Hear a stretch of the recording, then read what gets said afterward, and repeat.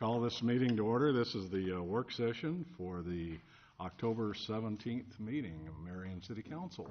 And I believe our first one is public service.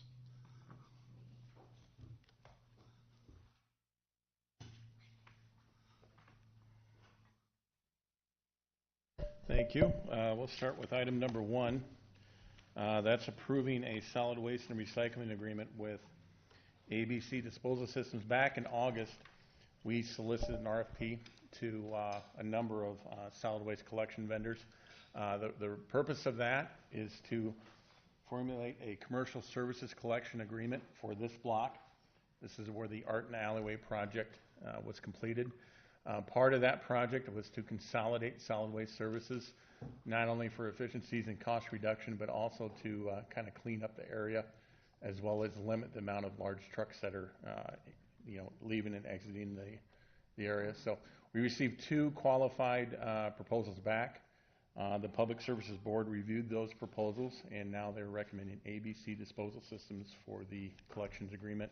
It's a 3-year agreement. It can be extended to 4 years, but right now it's 3 years. And it's designed to expand that service area if the council and or the Public Services Board desires. So if there's an event where we get a large number of people downtown or other commercial collection areas to do this, we can expand that footprint if they'd like to. So any questions on that? Anyone have a question for him? Nope. Keep it going. Keep going. Okay. Item number 2, this is approving a architectural and engineering services agreement with Knapp Worden. We solicited about 4 or 5 different firms here back earlier this spring, and the staff and the Public Services Board settled on Knapp Worden.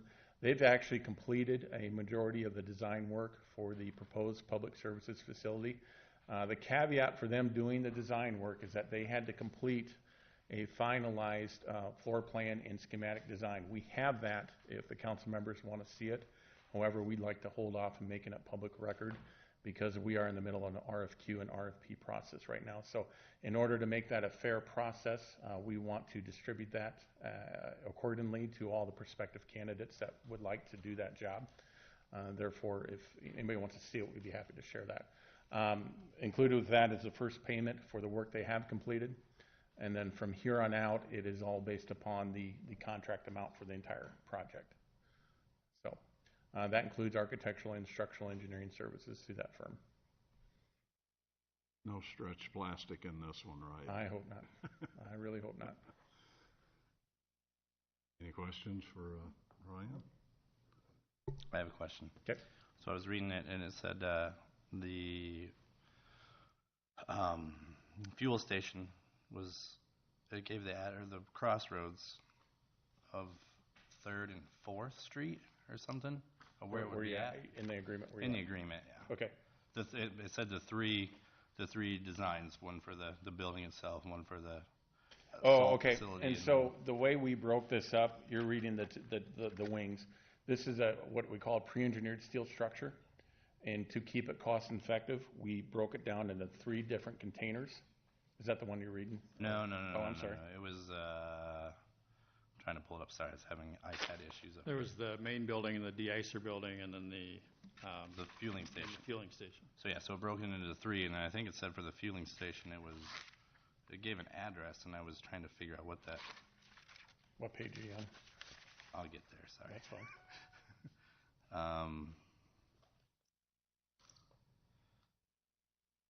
I do see that. Should be 44th Street, I bet. 44th Street, yeah. We're missing the 4 there. Good catch. Okay. I missed that too.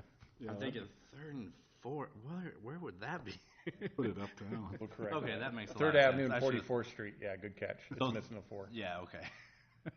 Yeah, you're going to put it uptown while you're at it. Well, I was just confused. And this particular, this contract is only for number 1, and then probably number 2. But number 1, that's basically how we did the contract. Number 3, that's in phase 2. We haven't gotten that far yet. So that answers your question. Yeah. But we're missing the 4 there. Yeah. Okay. Yeah. Typo. Thank you. Yep. Any other questions for Ryan? I saw in the news last night that Dubuque is getting a compressed natural gas plow truck. Yes, they're getting into it, and they should, because they have a couple stations up there. Yeah. But yeah, they're looking at renewable natural gas, potentially, so. So hopefully they'll catch on with them. Yeah.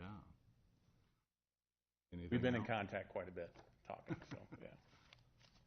All right, thank you. Thank you.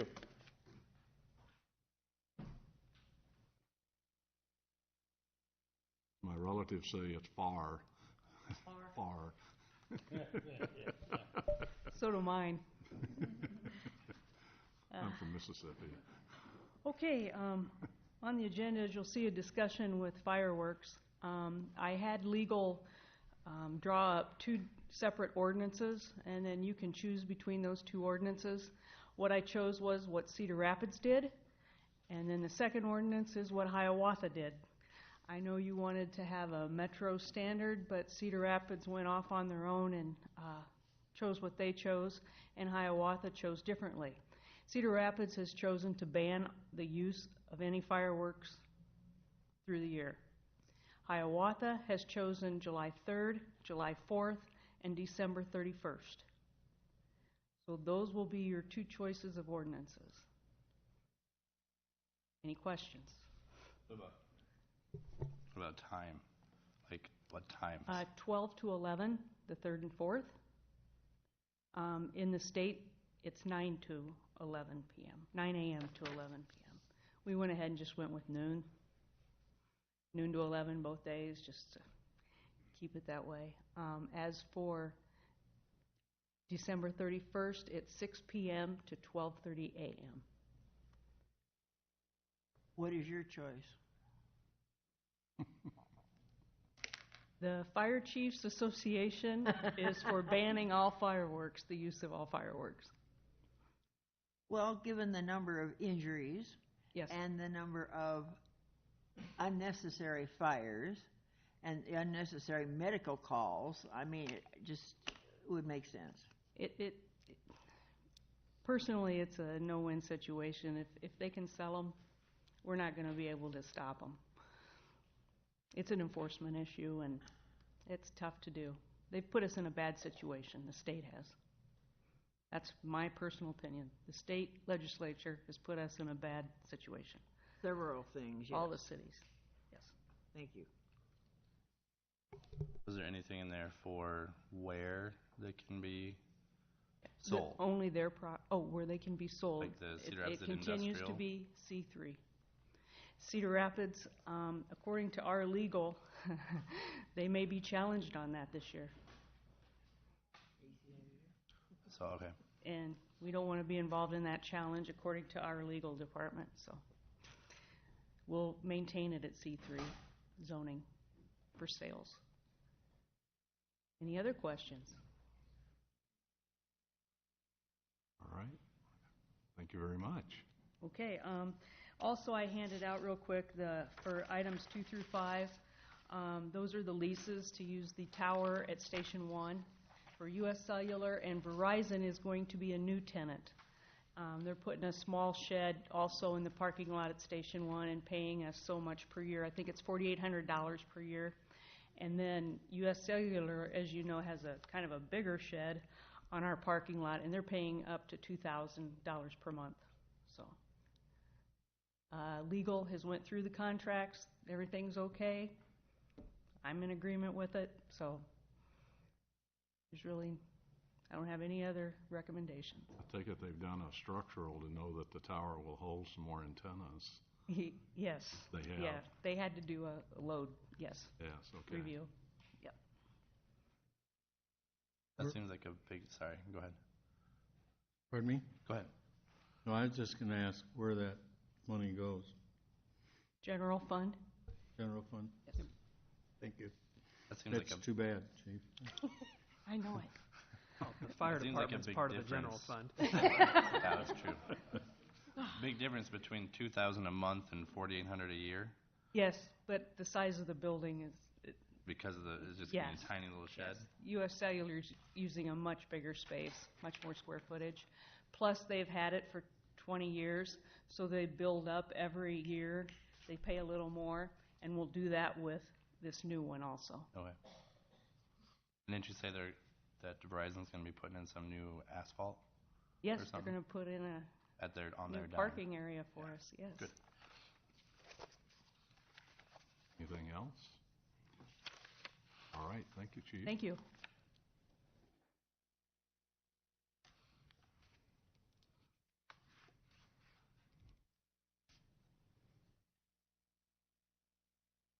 Hey, Mike. Good afternoon. Sure was a nice ribbon cutting out at one of your facilities last week at the Rock. Yeah. Aldo's Rock. Yeah. I think there was probably 60, 70 people there.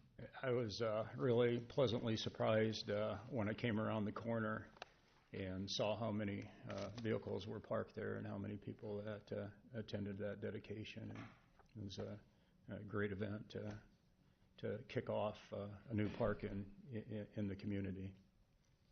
Yeah, that was very nice. Okay, on the agenda under Parks today, item 2. Basically, this is the 2018 agreement between the city and the Monarch Research Project for the planting of prairie grass pollinators in public space in the community. We started this initiative last year. MRP basically funds all the input costs, our herbicides, fertilizers, and seed mixes for the project. Within the city, we identified a little over 200 acres of public ground that we could turn into these prairie grass pollinator areas. For 2018, the areas that we had identified in the plan for the city, one area is south of 29th Avenue, the bridge area. This was basically the borrow pit for the bridge project in this section. So it's about 10 acres of ground. This area has come before the council several times over the last few years to do something with that area, remove some of the invasives. So that would be one area that we would target in 2018. The second area is adjacent to Waldo's Rock Park. It's about a 4-acre parcel that is being donated to the city by the Morris family for future east-west runway for the airport. So we would we've already planted this section through here in prairie grass, so next year we would include this 4 acres here as part of that pollinator project. It really does help us out with maintenance of this whole area over here to plant that to those prairie grasses and pollinators versus just leaving it to grow up with volunteer trees and that. So it actually helps us in a maintenance program also to do that one there. So all total, it's 14 acres is what we're anticipating next year, and they'll fund us up to $16,000 for those input costs in the agreement for 2018.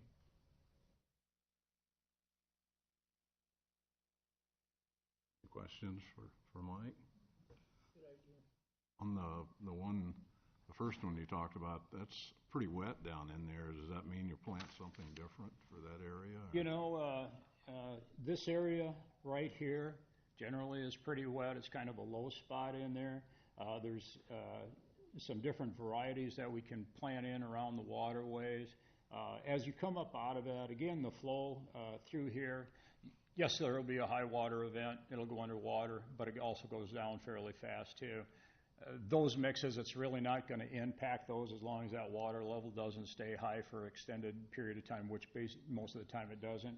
It would just be this area right in here that we'd have to do a little bit of some change up in the mixes that are a little bit more water tolerant in those areas.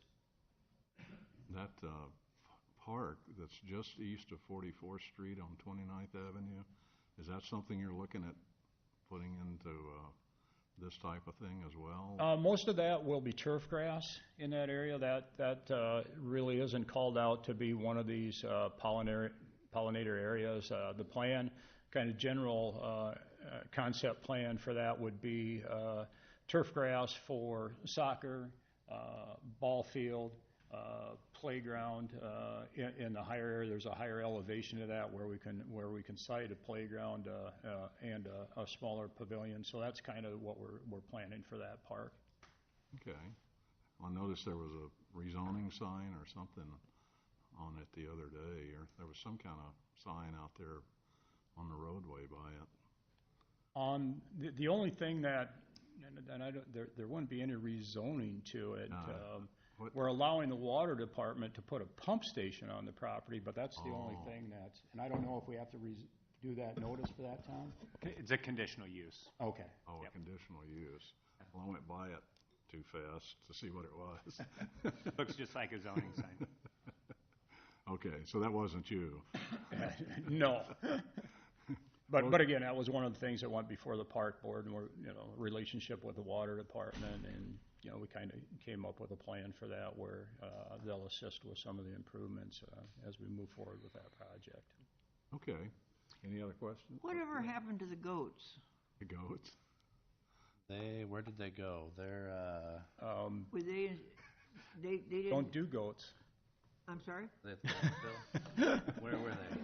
Have horses. They Goats got that one were left, an cleaning old up the one. landfill?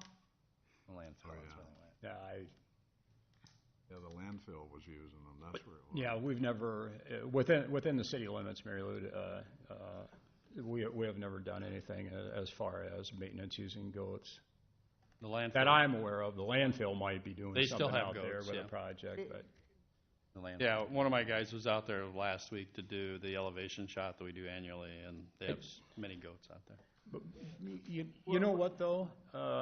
Thinking of that, Mary Lou, I do believe at one time there was a proposal that came before the council for that area that we're talking about converting over, that they did suggest maybe we could go in with goats in that area. If Well, that's, it was the area on 29th Avenue, yeah.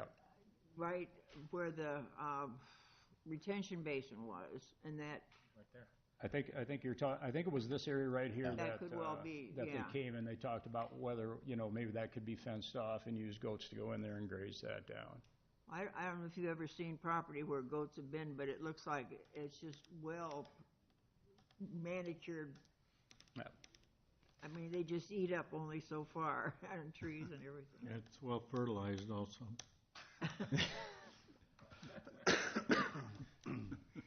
So with the Monarch Research Project, you said they're doing the public land. Do they do anything with private developers as far as like retention pond areas or in Well, I know development? that, within their initiative, it goes beyond just public ground. Whether they would support funding of another space, that I don't know. That would be something that individual would have to reach out to them and see if they could maybe do a cost share or something like that associated with some of those private areas, if you will. Okay, thanks. That would save some mowing on some of Well, yeah, I mean, I was out at a new construction house today, and on the north side of town, and there was a watershed between two developments, and it looked like it was a lot of pollinators growing in out there, and I don't know if that was intentional or if it was something that maybe they weren't pollinators. It's hard to tell this time of the year what's really growing. But this came to me and thought that'd be nice to work with developers where there's the watershed areas where we can get pollinators put in instead of possibly grass that has water running through it all the time. Or I definitely think that they would be interested in hearing a proposal if one came forward and to see what they could work, because they definitely are looking at expanding it to include a lot more acreage within the county. Okay. I'll look into that. Mike, this grant seems like it's much larger than that. And it says it's for $16,000 for this one area, but there can be a lot more that the city can get to do a lot more of this throughout the area. Yeah, correct. Again, as I stated earlier, when we first went into the agreement, it was for over 200 acres total within like a 5-year period that we would try to do. our commitment to the overall 1,000 acres in the greater metro area, working with Cedar Rapids, Lynn County Conservation, Hiawatha, and of course Marion. So the MRP allocation, they said there's funds available of 203,000. That is for the whole big area? That would be the total project for Marion, Okay. all completed, that larger amount Right. that's in there. So we just identified the overall, but then every year we go to them with the acreage that we're going to do Okay. in that Gotcha. year. All right. Anything else for Mike? Nope. Not? Thank you. Thank you. Engineering. Items 2 and 3, we've had several conversations on this. Steve's going to help me out anywhere I need a little more information, but basically this has to do with increasing the stormwater utility fees. As some of you may not know, we've all had a stormwater utility for many, many years. The newest version of that's about 5 years old, started in about 2013. At that time, I'll say substantially changed the program so that it was more impervious based. Since that time, we have generated a little over $4 million. There was a request on what we have spent those dollars on, so I kind of put that together in your memo, as you can see.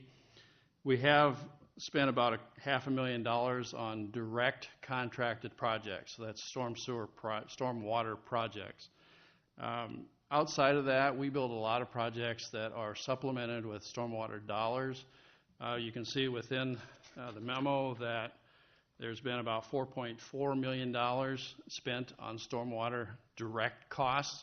So this is an intake, but it's not the cost for the intake throat. This is the storm sewer, but not for the rock or the excavation associated with that. So that's just the direct costs for. Those were a little easier to pull out and a little better to define, so that's all I did. So you can see that 4.4 number is probably a lot bigger. However, about $3.9 million is spent over that last 5 years having to do with infrastructure, stormwater infrastructure within all the projects we've built citywide. Now that doesn't include anything that public service or parks have done. They may have done some smaller projects, especially with public service as far as curb and gutter or things like that. So what we are still proposing, well also during that time we have been required by the federal government and state to enforce our NPDES permit. Within that we have salaries for Steve and a few others, and we also have programming that we do, and that's about $1.2 million on top of that, another number that comes from revenues and expenditures within the city. So those aren't not direct costs. So those are dollars through CIP dollars, through bonding dollars, through stormwater dollars, but those are stormwater costs that we are expending. So any stormwater dollars that are spent to support those dollars are also part of that program. Confusing, but hopefully makes some sense. So we are building $4.4 million worth of infrastructure directly committed to stormwater over that 5-year period, which is $0.4 million more than we're generating by the utility. So as you can see also, we looked at the upcoming needs of our stormwater. The 5-year capital improvement program, which you've seen, I'm not sure what that overall number is, but I pulled out about $16 million in just stormwater related needs over the next 5 years. So you can see within that time we're only going to generate about $4 million under the current program, but we're going to have a need of about $16 million.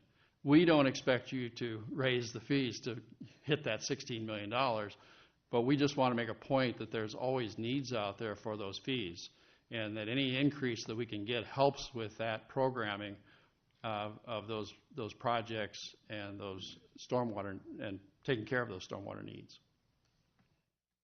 So we are still recommending that we increase the current residential fee from $4.92 a month to $5.17 a month.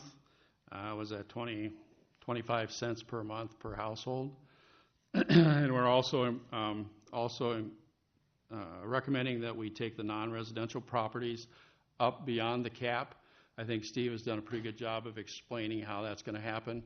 We are recommending a 5-year transition, which really only benefits a few of those because most of those hit their caps long before the 5 years is up.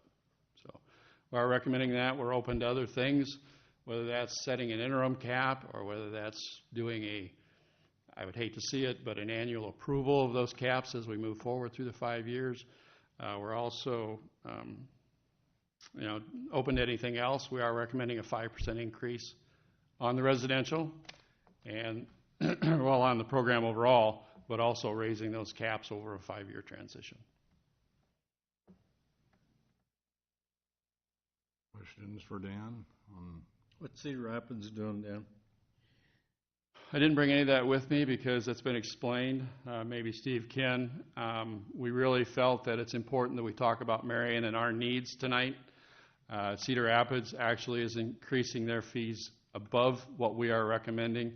So I can get those for you, or Steve might have them on top of his head. But we really wanted to talk tonight about what our needs are, what we're spending our dollars on, and maybe hopefully explain why we are recommending the increase. That's all and good, but we need to be competitive. Are they going to the ERU system? Yes, they have already done that. Their rates actually, once they make their 2018, will be much higher than ours. I'd like to see those if I could. It should be in your previous reports, but we can get those for you. Thank you. Questions? I do appreciate all this additional information because I think there was a belief that maybe we were sitting on some stormwater funds that we hadn't even, we weren't spending all the funds that we were getting, Well, and there is about a $1.5 million currently balanced in the fund.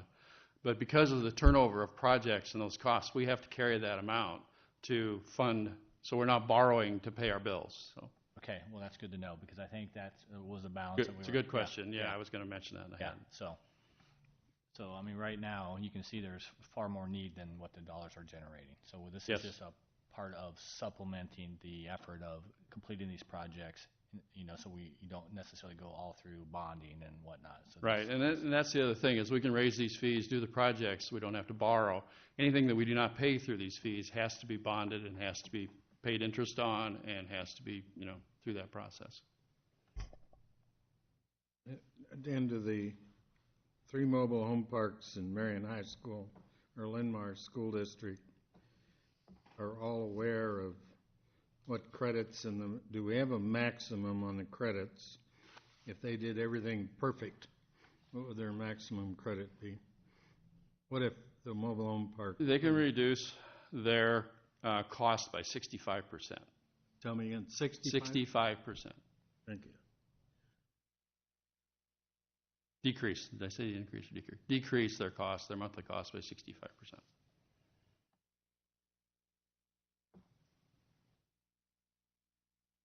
Dan, is this regional water? Is that the one that's up on 10th Street by the south of the new construction, Echo Hill Road? Is that worth that one? Is that big one that was talked about I'm not sure what your question is. The Townsend Pond, you mean? Yeah, it's the regional stormwater detention. Oh, yeah, that is the one. Well, it's more than one project, but that's partly the regional, the ones that have been cited within the CIP. I'd have to pull those out, but it includes the one north of Douglas and Dawn, west of Albernet. Yeah. Mm-hmm. Yeah. And we're actually seeing a lot of activity up there, so there's going to be that need probably sooner than we think. Yeah, okay. Anything else then for these two? Not hearing anything, continue on.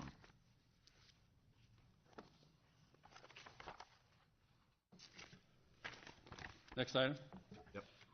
Next item is establishing no parking on 35th Avenue east of 35th Street. Due to the classification as a collector of this 35th Avenue, SUDAS does recommending no parking on the both sides of this. This will have some access control as it develops out there. We are recommending that we do no parking both sides. That's typical for a collector unless we have collectors in town that establishing that would be very difficult, but as we move forward with new locations, we'd like to keep those as no parking both sides. It's not a situation in most cases where we would have homes fronting it or anything, so they have side streets to park on and so forth, so there should not be a problem. That's what I was gonna ask. There's no home driveways will be built on the 35th Street or 35th Ave, no, there will be not. I mean, there's a couple existing now, Right. but in the future, no, there will not be any. Okay. Questions on that one? Okay. Item number 14 is the Grantwood Trail project. This project is 1.37 miles of 10-foot wide surface trail. It basically goes from 35th Street out to Highway 13 where the box culvert is that went underneath the highway. The engineered estimate for that is $953,000. Sealed bids will be received by the DOT on the 19th of December. This late start date is April 30th of 18 and 70 working days. This is a combination of asphalt and concrete surface, mostly asphalt, I think. This is actually Kesha's project, so. So we are recommending approval of that. I do have the funding. Kesha was nice enough to provide that. It's basically 100% funded by other means. Some of it's CIP bonding, but most of it is through the region. So.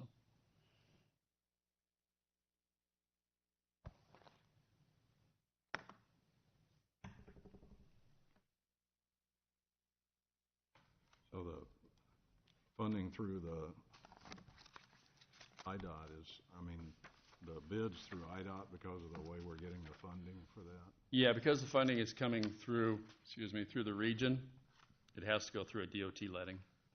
Which means their rules, right? Yes, we will be doing local administration, but we will be Davis-Bacon, DBEs, the whole bit.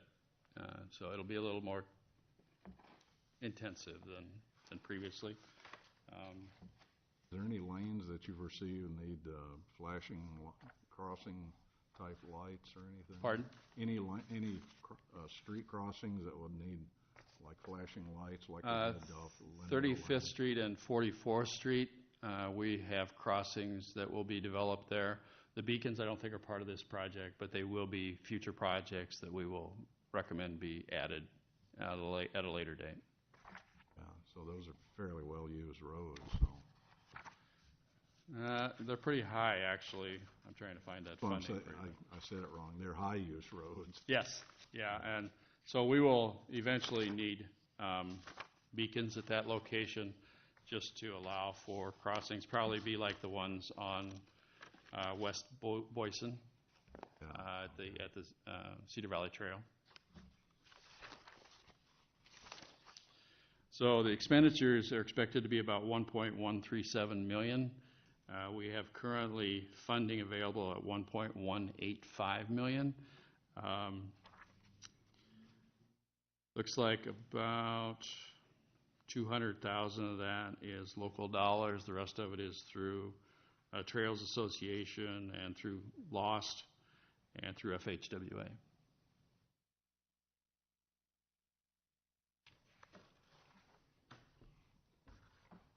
Any other questions on that one? If you're interested in alignment or something, I can get it for you, but I did not bring that with me tonight. It basically goes along the old railroad and drops down next to 3rd Avenue and a couple places east of 35th Street. But It's behind the mobile home court there on yeah. 35th and 44th Streets.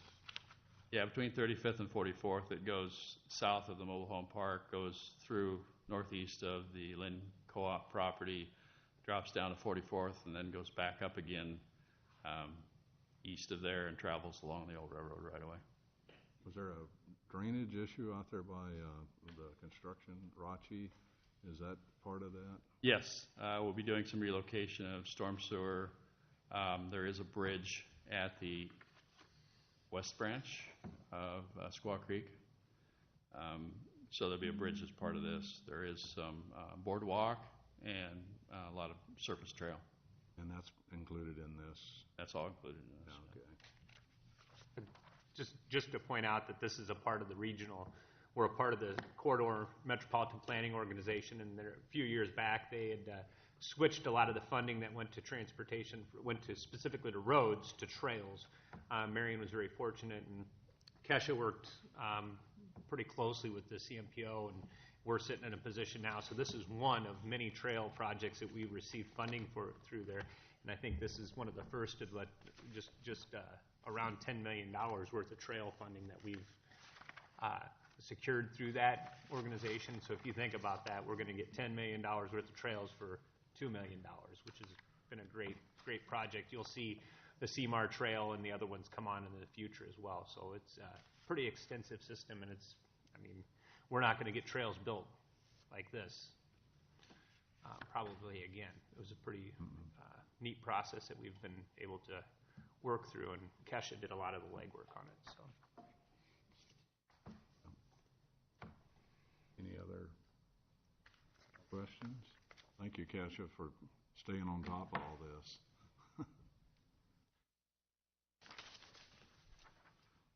Oh, you have more. Oh, yes. We'll get through them, though. So item 15 is the contract for engineering study for the 29th Avenue and Indian Creek intersection improvement study. Within the 18 budget and the 5-year CIP, there's currently $200,000 for improvements to this intersection. There was a hope, I guess, to put temporary signals up here for a period of time. That's the funding for that. However, I think that within the study that we will perform, there may be a need for something more permanent there. What we've done is we solicited proposals from engineering firms. We got a lot of attention to this. We had 10 proposals sent to us. It was a very good turnout. So from that, we did do a selection and met and approved SRF. They're actually out of Minneapolis. They're working locally with Shoemaker and Holland, so we'll have a local liaison. We are recommending that we approve this contract. They will look at everything from a signalized intersection to a no-build, no-improvement intersection to a roundabout to a full one and a mini, and provide within that improvements taking into account that Indian Creek Road to the north will eventually be closed, and the Tower Terrace will pull that some of that traffic to the west over to 10th Street. So within that, we're looking at a $29,026.96 fee for that study.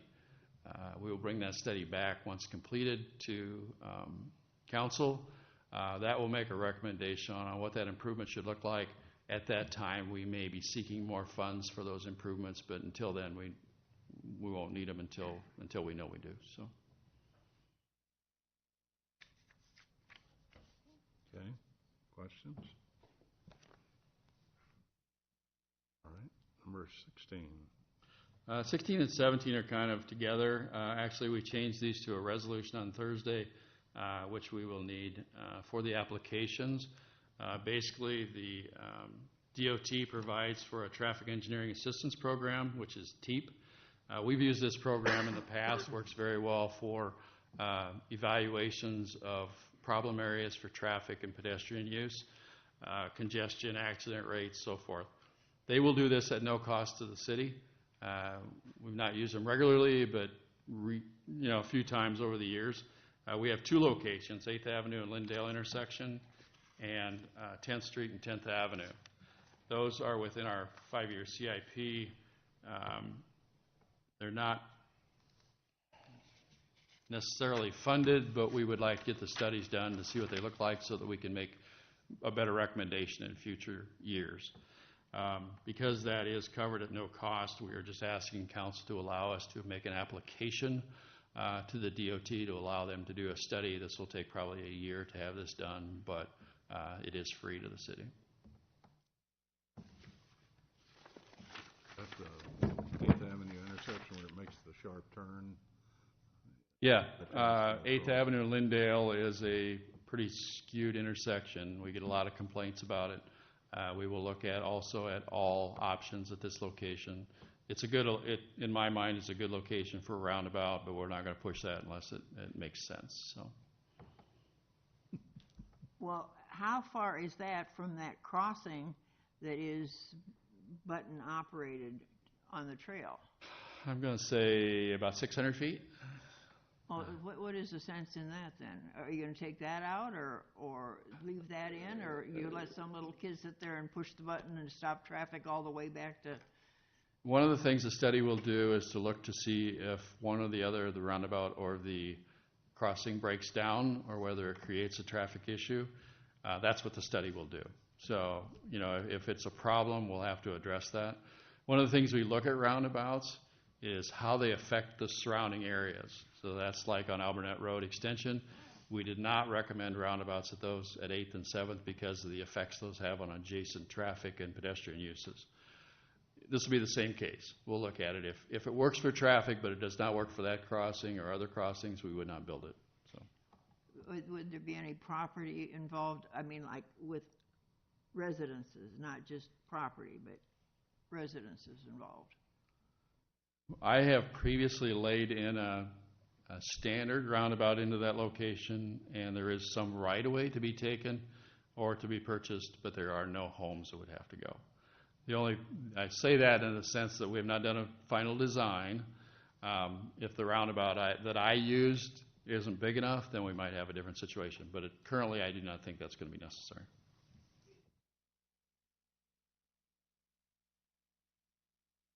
Any other questions on 17? Okay, continue on. Thank you. So the next three items are TAC reports. The first one is from the Blair's Ferry Road, Lindale Drive.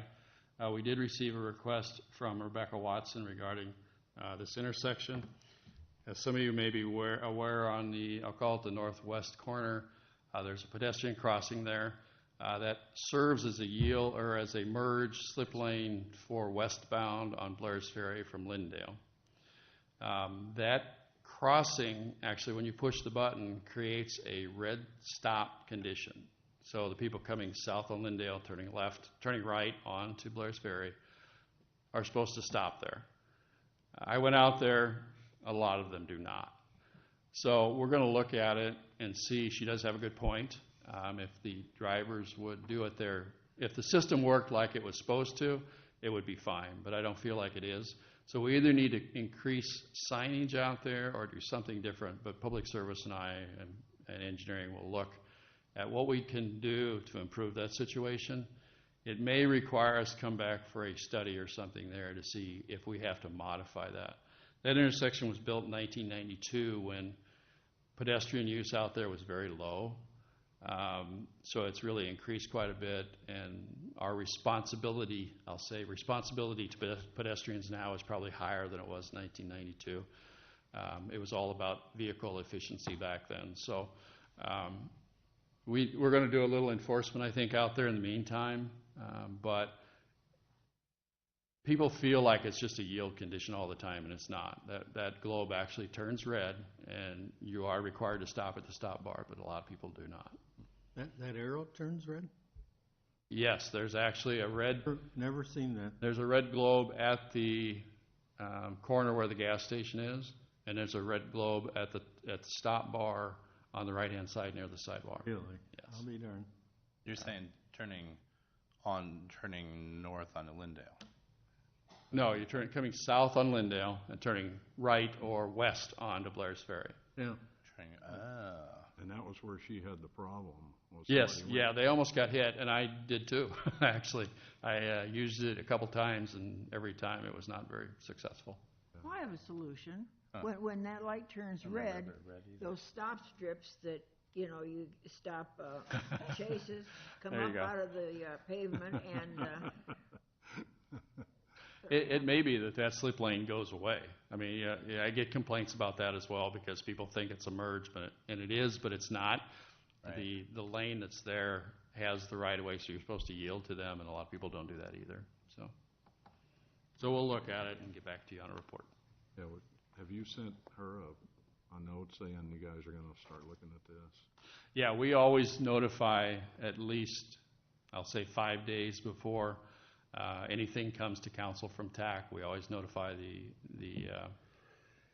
requester Yeah, that will be talked about, and they have a right to come and address the council on the issue. because both of these were requests that came through council email. Yeah, they've been received and filed by council and gone through the process, so. Thank you. The next item is a TAC item at Blair, where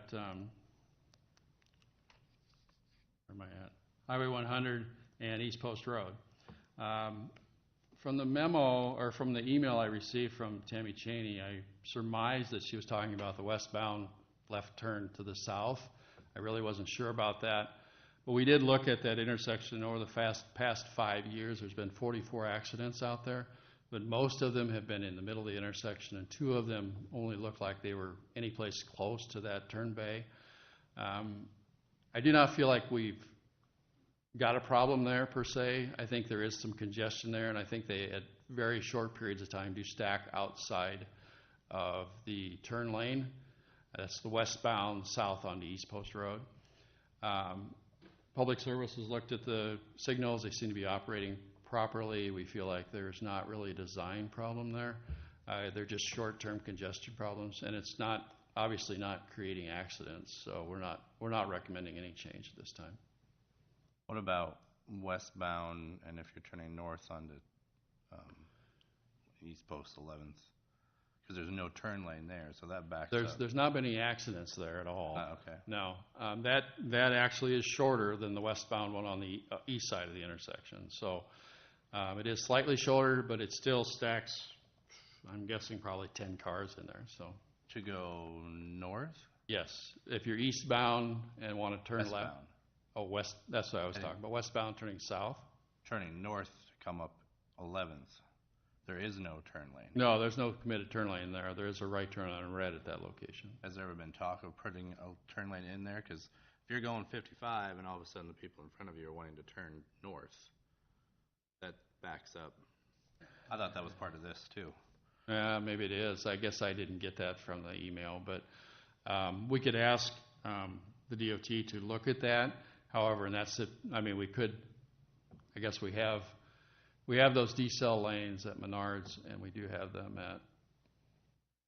Because that's the only way that does not have a turn lane off. Well, none of that intersection has decel lanes on it. It was not part of the original design. Right turn decel lanes.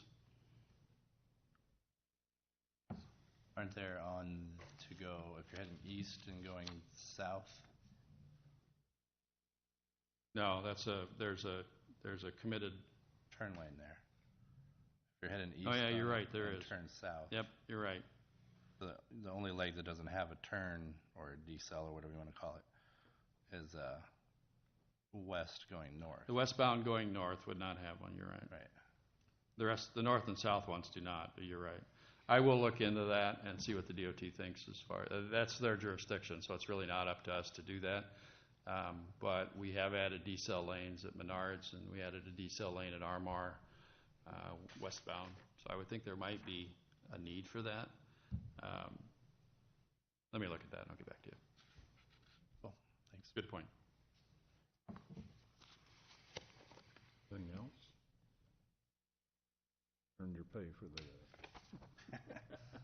My water. That's right. For the water.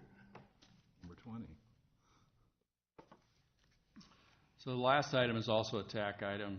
That is the request by Charlie Knutson at 26th Street and 7th Avenue roundabout. Currently, that is posted at 35 miles an hour with an advisory speed of 15 miles per hour. This is very standard. It is also typical and within the MUTCD standards for roundabouts. I've been looking at a lot of roundabouts. This is very standard. We would be out of the norm to provide anything separate from that. We've had one accident there since it opened to full operation in May of this year. I know that's not a long period of time, but we've had some complaints, but we've not really had any accidents. On the west roundabout at 7th and 7th, we did modify the speed limit within that roundabout to 20 miles an hour because that was an extension of the uptown area, and we felt that it was necessary to do that. Otherwise, it would have been confusing because you would have come out of the uptown area, gone to a 35 mile an hour, but then had an advisory speed there closer to what you were coming out of. So we felt that was more confusing. This one, we do not feel that there's an issue to vary from the standard, the METC standard of practice. Therefore, we're recommending no change at this time. As 6th Avenue is completed, the central corridor is completed, this section will be looked at again because 7th Avenue is recommended within our past studies to go to 25, the full length, because it will become probably, the recommendation is it becomes 3 lanes. It goes to bike lanes, it goes to side paths, it becomes much more pedestrian friendly. So that speed limit would change on the west leg. At that time, we may want to change the roundabout speed, but at this time, I'm not recommending that. Questions from engineering? All right. Thank you. Yes, sir. Planning and development.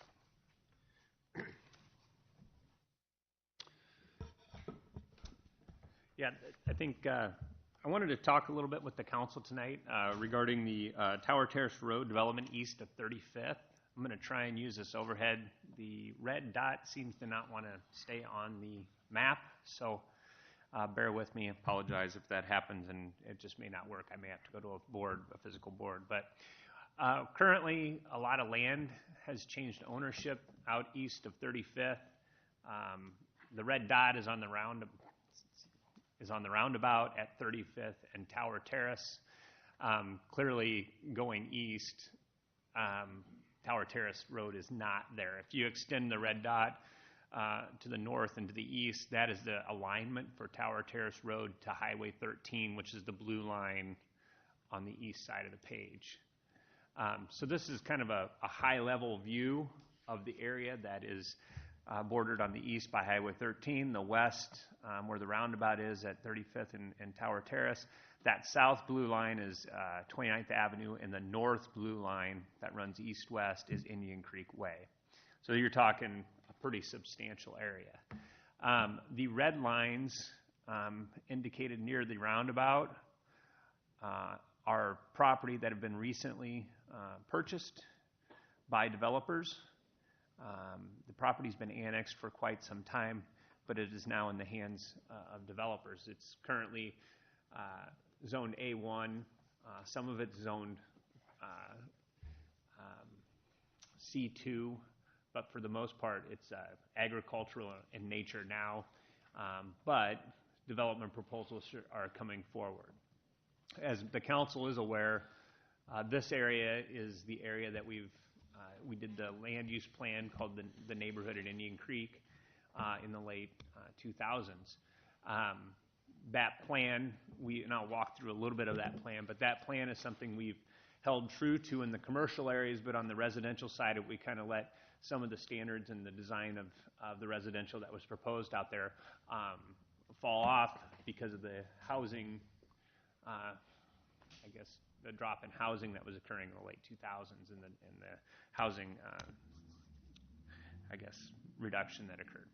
So the reason I'm bringing this forward is we don't have the zoning in place for the area that is the neighborhood. We got the plan, but we don't have the zoning.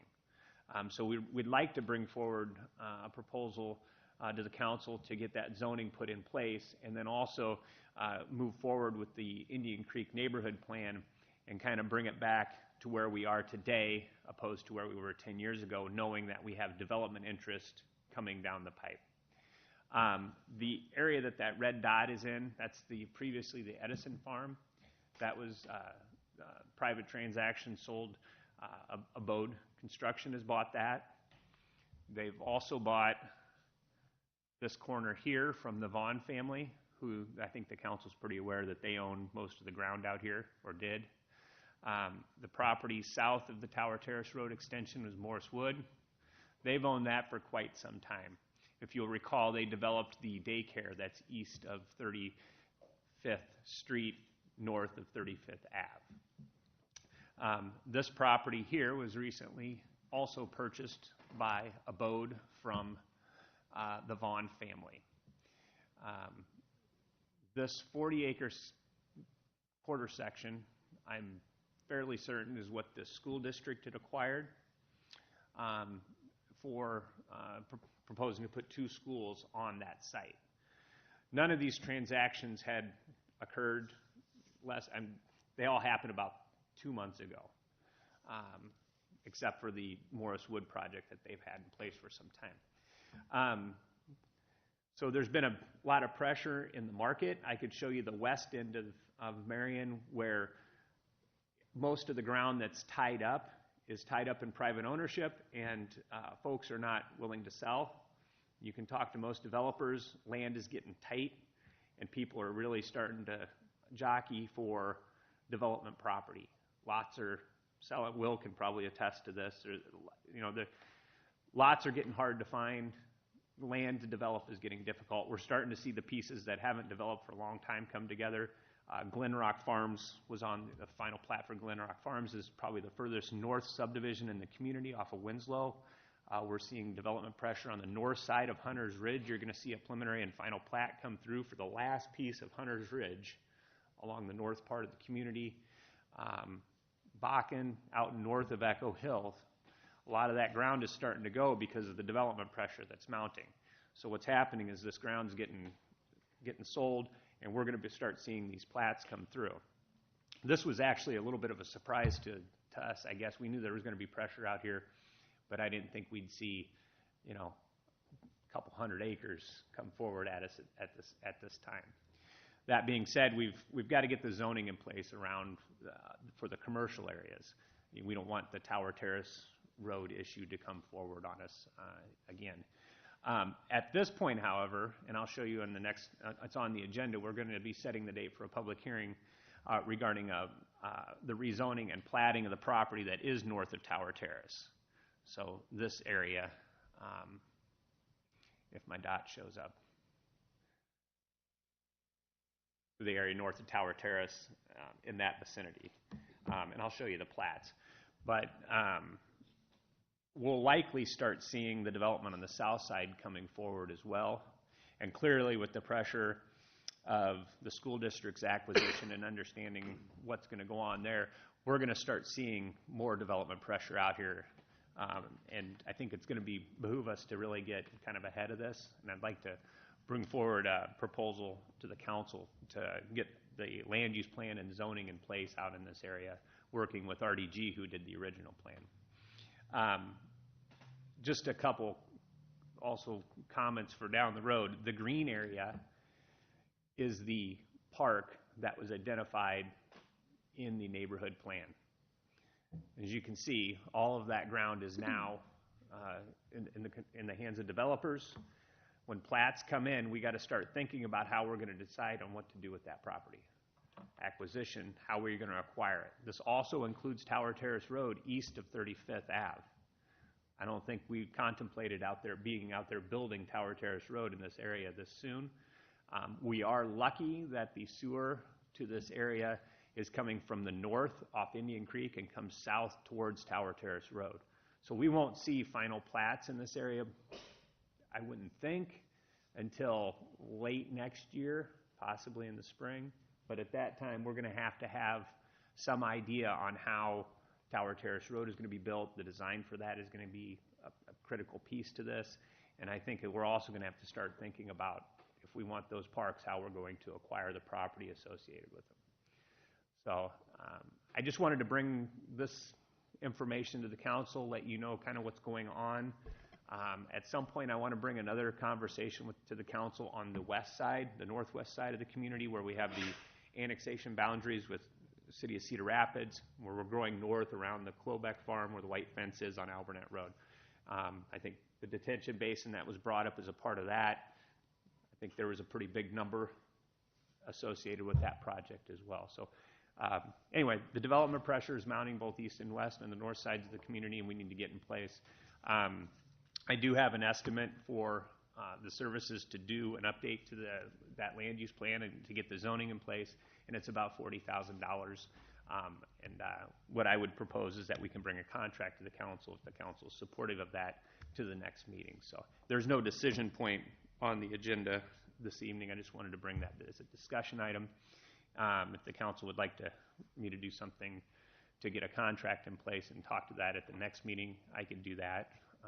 Would be fine. I didn't think bringing the contract to the council right after this discussion was probably the best way to proceed, but and we can talk about the financing at that time too. But are there any questions in this area? Maybe there's quite a few. I don't know. Tom, I have a question. Since the rezoning signs have gone up, I have to call back two folks, and you can guess who, on Indian Creek Road, if they're wondering if they were going to be able to hook up in water and sewer, because they've been unable to do so because of what's behind them along Indian Creek. Yeah. I'll have to, and Dan may know the answer to this. I don't recall from the preliminary plat if the utilities would run in front of them would be, if they can connect. It'd be more to them. difficult for them to hook up, I would imagine. particularly the sewer to the front of the house than Yeah, it would be to the... and there's some grade issues, I would assume. The current construction that we're proposing with these developments would not change their situation. And I'm off of your thing here a minute. Is there a way the city can condemn that land or whatever it's necessary so they can hook up to the sewer behind them? Always. If council has the initiative to do that, yeah, it would require condemnation. We have tried to work with the owners there to That's make not gonna that work, and I spent 2 years on it trying to make something happen there for, I can't think what their name is now. Oh, those septics are But failing. Pantini's, we're trying with the city to try to get everybody to get on board, and we would do an extension there and put them all on sewer. We could never make that happen, especially with the Roush lot. So it would require, I think at this time, some type of initiative by council to proceed with condemnation. Would water be available along Indian Creek Road where we're rezoning to go to them? The water right On now, wells now, and the landfill's taking care of their wells, so. the water extends up to the intersection of Indian Creek and Lucor right now. There's no plan currently to extend it north. However, I think that as part of this development, but however it probably could be, that would probably be at a city expense because it's not adjacent or included in development. Okay, cross that corner, you mean? Yes. Thank you. Any other questions for Tom? Can I ask a question? Oh. Yeah, Tom, could you maybe talk a little bit about what the vision for that neighborhood is? I can. If there's no other questions on this map, I'll move forward. I do think this map is pretty telling. If you look, just to get off topic a little bit, but this yellow, the area that's highlighted in yellow, that's Robson's development. That's about 80 acres of development that came through the council over the last few months. The yellow area towards 29th Avenue is a final plat that's coming through, but all of that area that's between 29th and 35th, that is platted property. The public improvements are coming down the road, and that 80 acres will develop out probably over the next few years.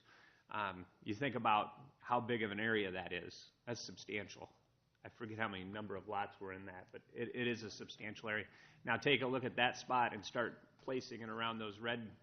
You're talking 80, 160, 240, 3 units per acre. You start doing the math on that, and it's a substantial number of housing units. And we're actually, I'll walk through the neighborhood plan here in a second. We're looking and hoping to get a little higher density around that neighborhood so that it develops more of a walkable community. So hopefully this works. So this is the vision for the neighborhood plan. Again, the roundabout in the center. You can see the park. The orange areas, the reddish orange areas with the buildings up front. This concept was more of a neighborhood commercial concept that was pedestrian oriented opposed to automobile oriented. So the buildings would be up closer to the street. This street here would have on-street parking similar to Uptown Marion. The smaller park would be like City Square Park. The larger park would be more of a greenway park, not with organized fields more of a passive recreation area. I'll call it Central Park, where there's not baseball fields and soccer fields, but open areas, walkable, more of a natural setting. This lighter tan in this vicinity, and then down here, and I would even say even some of this ground probably would be more higher density apartment type buildings or brownstones or condominiums. We're trying to create the density that will drive the market for the commercial that we're looking for. These commercial buildings, we're trying to get something that would be more mixed use, where you may have apartments above, commercial below. You could consider it more of a modern version of Uptown Marion. If you look at what's happening in the marketplace, these are the types of places that the boomers are looking at and the millennials are looking at. This is not something you're seeing in our market except for Nubo and Uptown Marion. So we do have support at this time from the developers that have the commercial ground, but we do have to have design standards and such that will ensure that the development occurs in the manner that we're proposing.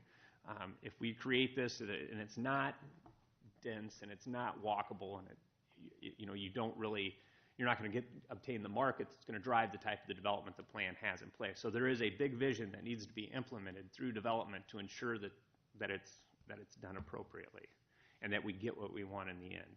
So that's going to take a lot of, I think, fortitude of the council to see that, because you may get proposals that aren't going to be 100% consistent with the plan. So that's going to be something I think that's going to be difficult.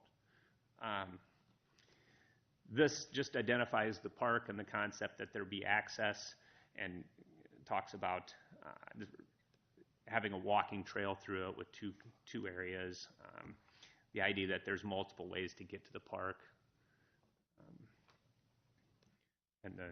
I'm not going to go into great detail on this, but you can see this is just a couple illustrations that were included in the plan of the larger park and then the square.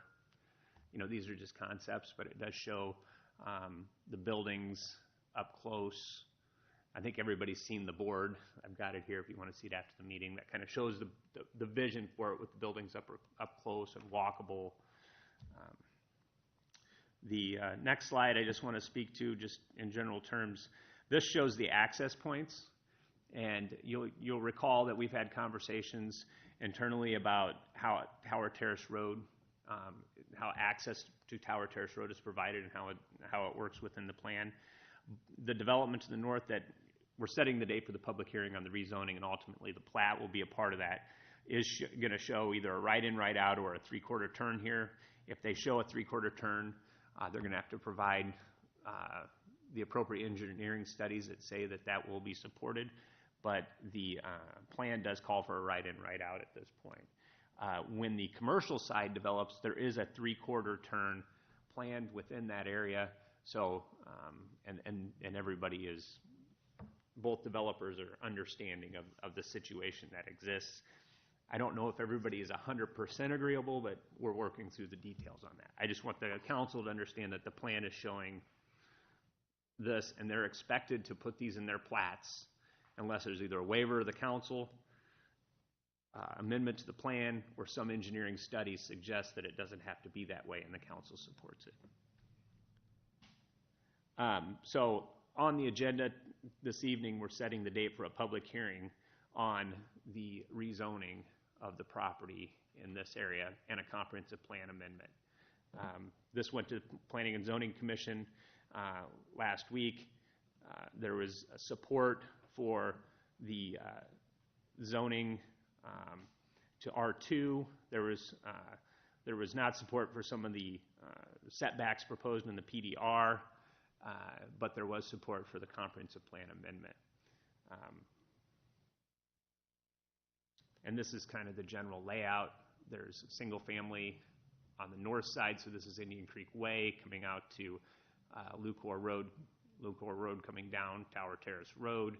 And there's duplexes being proposed along Tower Terrace Road with one access point here. This red area is the first phase. As I said, the first phase is not going to touch Tower Terrace, so we don't have to worry about that. I would expect that the second phase be in here. However, if the duplexes pick up like we're seeing there's a lot of duplexes.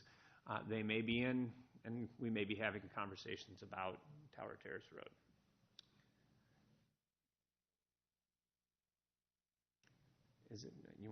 It's coming here? Yeah. Down, right? The sanitary sewer. Is that it? Sanitary sewer is proposed to come up through the properties there on the west side or north side of Indian Creek, I guess to be the west side, and then go down the east side of Indian Creek Road to this area and then up into there to serve this whole area. That is providing for the fact that these are in that basin. So we have a policy, I guess I'll call it, that we do not serve areas outside of a basin because that screws up our capacities on our pipes. So the pipe that is the sanitary sewer that is built for that basin is sized based on the basin size. If you take areas outside of that basin and bring them into that basin, if you force them to do that, then your capacities get screwed up. That is why this area is going to the north and to the west, because that is where it naturally drains, and that's where our requirement is. There'd be south part water there too, then? Pardon? Water also, along with the sewer? No, they'll be coming from a different direction. Okay. So the portion down around Tower Terrace actually goes to the southeast, so. Okay. And when we get the plat, and we'll go through a lot of that, but I understand the questions certainly. This is it's some of the duplex proposals, and here's just a graphical representation of what they're trying to accomplish within the development. And that's the full plat. Notice on the south side of Tower Terrace, because we don't have the plan in place, it's an outlot in the plat, and it's not being rezoned until we have the zoning in place, and that's what we're asking to kind of move forward with working with RDG to get that in place. And this is just showing some access points, which we really don't need to get into at this point. So anyway, those are the next items after the discussions. 4 and 5 are setting the date for the public hearings. I'm sorry. 5 and 6. So anyway, I just wanted to run through that. Sorry if it took a little time there, but I just think that these areas on the fringe are starting to pop, and we need to kind of understand what's going on. And there's a lot of work going on internally to make sure all this comes together appropriately. I know you hear from planning and engineering all the time, but this affects everyone at the table, talking about putting on the books another 40 acres of park, fire service in the area, police service. So any other questions, I can move on. So I do. So the developers that are purchasing this land know about this, the Correct. park, and Yep. what the plan is out there. Yep. So how does this, with the condos along proposed tower, where Tower Terrace would be, go along with that map you showed around the park? Well, thus far, everything's north of Tower Terrace, and the development plan identified single family homes on the north side. The neighborhood did. Honestly, the duplexes are not too far from that, and it is an arterial, so it does make some sense to have a little higher density adjacent to the arterial. I could even, personally, from a planning perspective, I could see there being higher density on the north side of Tower Terrace across from the park. I could actually see that happening, and I think it would work great because we want to create the densities around that area. No one has proposed that, and it's certainly not supported in the plan, so we're not making that any kind of a requirement, but certainly could see that. Can you show where this particular development ends, the overall map, where that would end, and where in comparison to where the park is on the south side of Tower Terrace? Or proposed park? Oh my goodness. So I believe they're right at this point with that access point. Yes. So they're just hitting the east, the west end of the park. There's a really weird angle on how the property develops. So when we're trying to put a curved street on an already awkward piece of property, there are some strange lots. And you'll see even in the preliminary plat, there's a couple streets that they will likely not final plat that way in the long run unless they can acquire additional ground. So, but yeah, we're hitting right about in here. But the way that ground goes, it comes out and goes this. So the road curves and the ground goes, so we're taking in quite a piece of the park. If you understand what I'm saying. I know it's kind of confusing. So like you can see here, that's the intersection. It comes over. So there's just a little bitty piece here that's still in the ownership of the Vaughn family. So what about, what's going on with the property right above where you said the school district had? So the Vaughn family still owns that. Okay. And they're very, they want to be a part of this project. They want to be a part of the long-range plan. They're concerned about how access will be provided to their property when Tower Terrace Road comes in, what kind of access is provided along Tower Terrace. I will also just to point out that, you know, if this is the 40 acre, I'm pretty sure that this is the 40 acres that the school bought. You know, 44th Street alignment is about 600 feet off center of that. The dot will show up here in a second, but that alignment has been set and then extends to Tower. I think we even went to Indian Creek Way with an alignment. So, you know, there's going to be this small sliver of ground. I shouldn't say it's very small. It's probably 25 acres that are in there. But, you know, ideally the school would be adjacent to an arterial and a collector for access point purposes. But so we'll have to work through the school. We were kind of waiting on the bond issue to have a conversation with the school, and I think we still want to have that conversation, but it's not as so they already own high that. priority at this point. The school it's my already owns understanding that they one? already own it. Yep. Okay. So, but we want to try and work that into the plan so that there's knowledge from everybody, including the city and the developers and everybody, on responsibility, access control, the pedestrian crossings, those types of things that we deal with on a day-to-day basis. So, and we've already had conversations about trying to put together a group that would kind of work on this.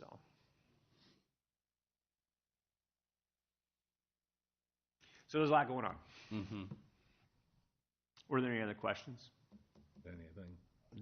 So staff feels comfortable approving this preliminary, well, I guess we haven't even got to it. Well, But, we're good on the zoning at this point, but there were some planning commission had some issues, so we'll bring those forward at the time of the public hearing. So okay, we just have the rezoning. we're just setting the date for the hearing at this point. So I didn't want to present the zoning and the platting Right. all at once. So I'm trying to Just the public hearing. I guess the only thing I have to say is remember the issues on the west side on the west end of Tower Terrace, and make sure we have everything in place so people know where things are. That's the key to getting the zoning in place. Right. Yep. So, I think so. All right. Anything else for this one? Okay, continue on. Do you need direction to?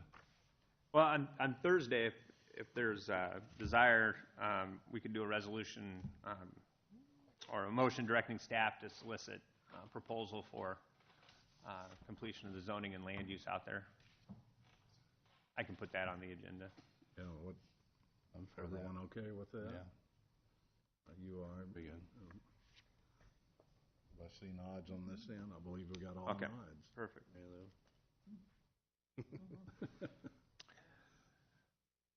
The next item is number 10, and I think Kesha was going to address this issue with the council.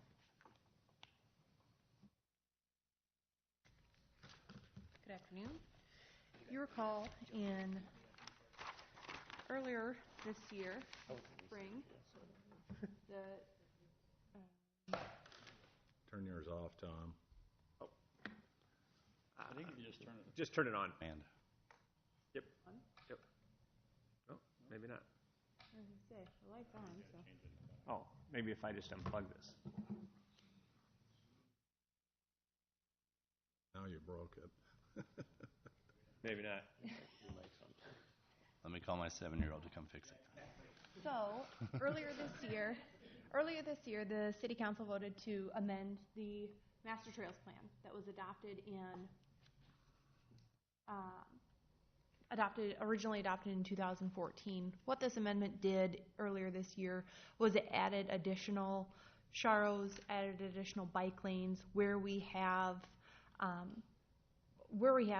the room, bike lanes where it was appropriate, that would meet engineering standards, and then some charros or bike boulevards, just to create and connect those bike accommodations that we have on street.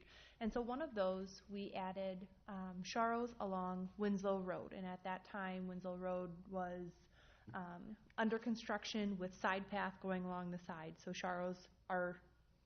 the side path is meant to accommodate more cautious riders, so kids, new bikers, and charros are meant to accommodate a little bit more fearless biker, ones that don't mind riding with traffic. And the understanding is that charros are meant to be on roads that are 30 miles an hour or less. Once it gets up into the 35, that's when you kind of want to have bike lanes allowed to let people get through that traffic. And so public service, if you've noticed driving around town, public service has been busy painting charros on South 11th, Grand, McGowan, bike boulevards all over town too, again, filling in that network. So one of the ones that we wanted them to paint was along Winslow Road. Looking at the existing traffic speeds out there, allowed traffic speeds, the south portion of Winslow, the newer portion of Winslow, is allowed a 35 mile an hour speed limit currently. That's given because of limited access. Once you get north on Winslow Road, you don't necessarily have that conflict because there are a number of driveways that come onto Winslow. Naturally, the speed limit would just keep it at 30 miles an hour. So, in hopes to get charros painted on Winslow Road, I'd make the request or recommendation that engineering or TAC be allowed to look at this to reduce the speed on the portion of Winslow Road down to 30 miles an hour. Again, it doesn't have those conflict points with the driveways like the northern portion does, but to consider the charros and the bike-friendly streets that we would want for that full connection to be made north. Dan, do you have anything to add? We only bring it to council because it is in conflict with our classifications for the road and what's there. We are, however, supportive of the change. We just want to make a conscious decision by council to make that reduction based on those needs, so that if there's any question in the future, it does not fall back on TAC, but it is a council decision to revise the classification of the segment. So. I believe all of us may have received some communication about the speed on Winslow Road. Somebody concerning about how fast people go currently at 30 miles an hour is on it, and there is belief that, or they've seen that there's traffic going there at times 50 miles an hour down Winslow Road. So if that's something we need to kind of monitor a little bit before we consider putting bikes on charros on that road. So The only comment I have to that is we all know that the 85th percentile, which is what we go through our classification design, setting our speeds, is an environmental condition for the driver. It's not any other thing. If it's too wide out there now, that's why they're driving 50. I'm not sure that condition will change if you drop it to 30. Enforcement is really the only answer for that. So I'm guessing if you drop this to 30, you're still going to have people driving in that 39 mile an hour speed limit. But like I said, that's an enforcement issue. So like I said, we're supportive. I don't know if TAC is. TAC hasn't really looked at it, but engineering is supportive of changing it. It's just if you do not change the environment, the 85th percentile and the speeds will not change. I know the police have been enforcing it.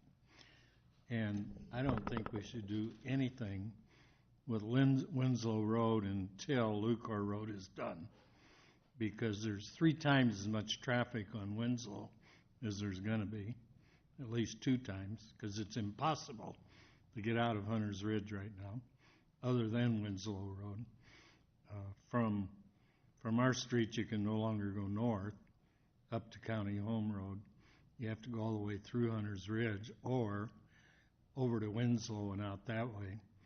And, hopefully that'll be done. The work they're doing this year will be done up to Silver Oak, I believe. Is that right, Dan? I think that's correct. Yeah. And that's going to relieve that traffic a bunch when that's done compared to what it is now. And I think because it is crowded, people are going faster through there than they normally would. Well, I think also the south portion up to the Berries Run Bridge is 35, and then it drops to 30, and I think a lot of people don't realize that. The access changes, the environment changes a little bit, but people don't realize that. We also have on-street parking up there on one side where we don't Right. down below, so. Well, south of there, you have the deer and turkeys. Yeah. About 15 turkeys and 11 deer are in that area right now. I travel that early in the morning and have seen bicyclers and walkers both being worried about the wildlife, It's, The upside too is that if we do get bikers, those bicyclists that will use the area, that may slow traffic down as well, because it does change the environment. If there's quite a bit of use there, we may have those times when traffic will go slower. but Winslow's in crisis right now, I think. And I don't think, you're not probably recommending this till next season anyhow, right? It was, okay, I'm getting the head nod that, yes, it will be next season. So, we're planning on late spring on completion of Lucor, maybe as early as late as June 30th, but at that point in time, that spring painting could probably occur then. Will Winslow support bike lanes? Is it wide enough for bike lanes? No, it's not. The south That's why part she's is not. recommending Charros. So that's why you're looking at this. How far up would it go? So it would go from, It goes From the entire, Parkhurst. up to the city limits. it would, okay. Well, the south part, is it going to disappear, Dan? It goes down to Indian Creek? Eventually, yes. Down to Tower Terrace. Right.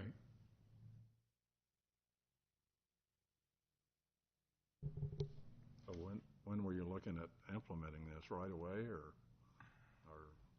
Well, sounds like we want to wait until after Lucor is open to traffic. So. I think, I never go up there, but wisdom of people that are on it every day, we probably ought to listen. It's difficult. Plus, it's 3.5 miles further for me to get to town right now, and so I'm in a hurry. So He's the one that they've been calling about. Good guy. I get some of these. Turn yourself in. I have a problem with bike riders. I still do. I will always have a problem with bike riders because they don't follow, first of all, the rules of the road. And secondly, on some of these roadways, okay, they are prohibited from going on interstates, which makes sense, right? Because of the speed. All right, now if you're going to have someplace like Winslow, which is going to be narrower, maybe the age of the bike riders should be considered. Because little kids don't have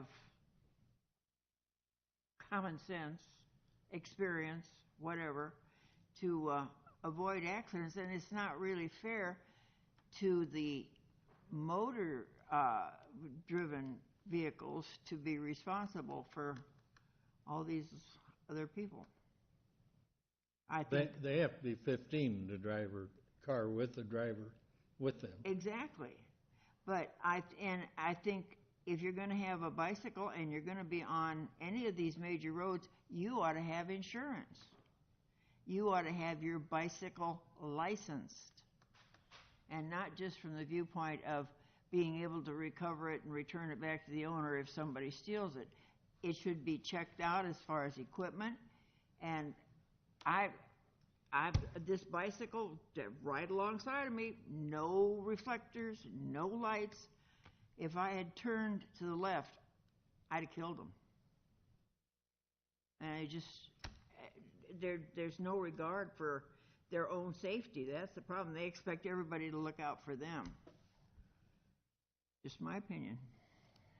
These Charos you're looking at, is this the ones that have them try to stay in the right side of the lane, or is this a full lane use? These would be a full lane use when the lane widths are wide enough but not quite wide enough for bike lanes. That's sometimes when you can shift them off to the side, but the ones that have been painted around town have been center of the lane, which does require getting out into the other lane to pass, which is safer for everybody.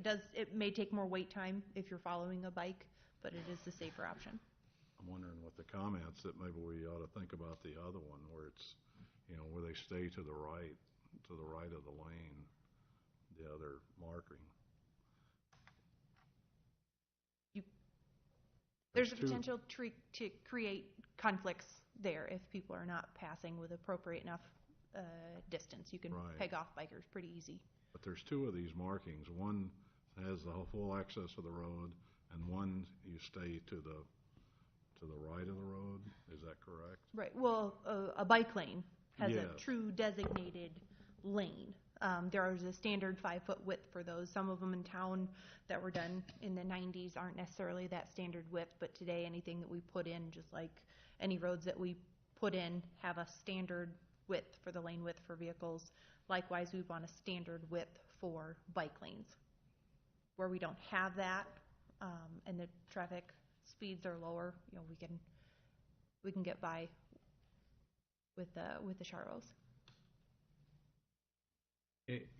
My son is a biker, and he got stopped by a county sheriff on Ragbri this year, he and 7 other bicyclers, for running a stop sign.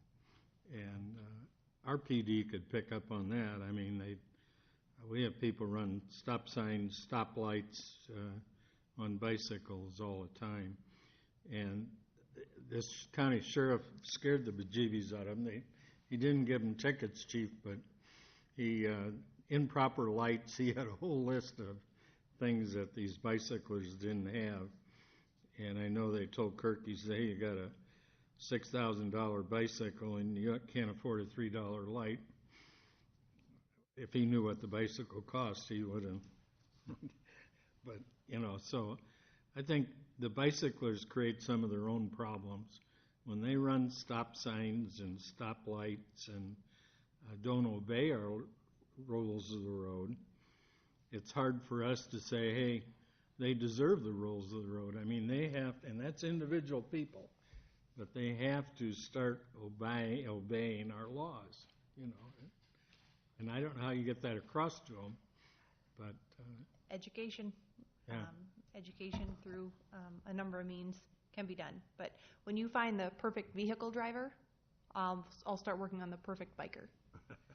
That's the only rebuttal that I could have. Vehicle drivers stop at stoplights. Not all. Bicyclers do not. Not all of them.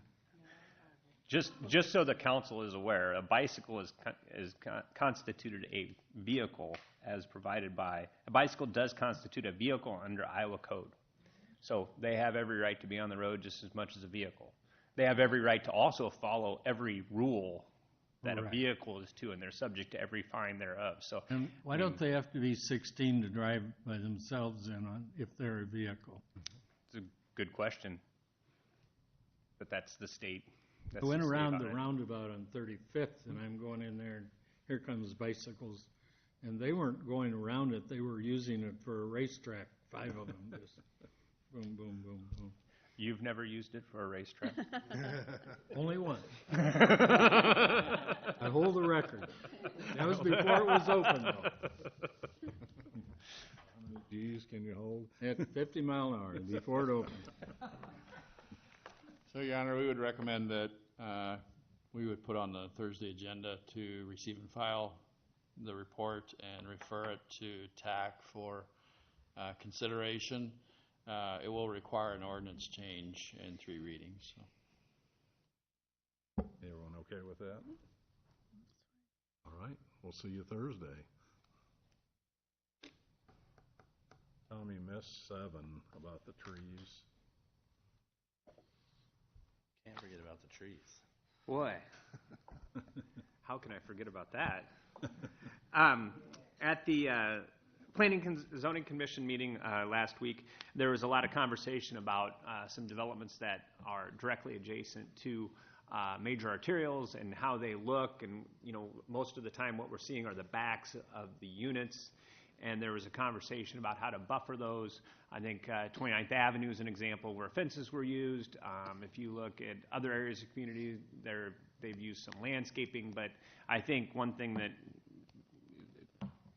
I'm hoping folks can agree on it, there's just no uniformity to what you see in the backyards of properties as you drive down major arterials. Some developers have went so far as to put in, like Boyson Road, Skogman put in black fence.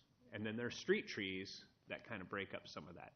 Some areas, owners have no privacy whatsoever because there's no street trees or no rear yard fencing or buffering that has been provided. South of First. South 31st, yeah. So, I mean, so this led to a long conversation on street trees. And I think for those that have been around, Mary Lou specifically, her and I have agreed on street trees, I think, if placed correctly over the years. Would that be correct, Mary Lou? So the Planning Commission, after a conversation and also letting the commission know that, you know, we do have an arborist now. I didn't mention to Mike that this issue is coming forward, and the Planning Commission is recommending that we move forward, or recommending that the council direct staff to move forward with the street tree ordinance. Cedar Rapids has this. Trees are put in at the time of development. Developers have a responsibility for it, and there's a process that's been established, and the developers are comfortable with it. I'm sure there'd probably be pushback from some, and obviously there's areas that we need to be careful with when an ordinance is provided, and exceptions probably that need to be looked at. But the commission wanted to forward that recommendation to the council. They also made recommendation to the park board, but I think it really should probably go to the tree board. I wasn't thinking when I said that at the commission meeting, but we'll forward it to both of them, I guess. I don't know. But nonetheless, that recommendation came out of P&Z. Clearly, with me being staff, you know there's support for that, and there has been for years. So I do think that it'd be worth directing us to put together a committee to look at that and bring back some information to the council on it. Are you talking just along major roads, or are you talking all development? Yep. So this would be when subdivisions are developed, there would be a requirement that trees are placed in the right-of-way within the developments. So if you can go, what we're trying to do is create 8th Avenue. I think if you took a picture, if someone said, go take a picture of Marion, residential area that looks nice, you're going to get 8th Avenue every time. I mean, that's where most people go, and it's the tree canopy street that they're targeting. Hunter's Ridge has a great one too. Silver Oak Trail, no, Hunter's Ridge Road, I think, has a nice canopy on the north side of one of the roads up there. But and I think a good example of it being implemented recently would be Boyson Road, where Skogman did it. And some of those trees are struggling a little bit, but you can also see where we've now, from the city perspective, went in and started placing trees, and Mike's department's done a fantastic job. 10th Street, Tower Terrace, drive Tower Terrace and see where there's trees and where there's not. Talking about traffic calming, if you put trees in the right-of-way on Winslow, there's studies that would suggest that would slow down traffic. It's a traffic calming measure. So anyway, I won't go into more detail, but I do think it's would be something that would be beneficial to the community. You know, we get a Tree City USA designation every year. We are the home of Trees Forever. So. Can you keep them responsible to keep those trees alive for a year? I mean, that would, as long as they're writing an ordinance, Yeah. and they need to work with the tree board to plant the right kind of trees, you know, that Absolutely. unfortunately, we're gonna lose a lot of trees at Hunter's Ridge that are ash trees. Yeah.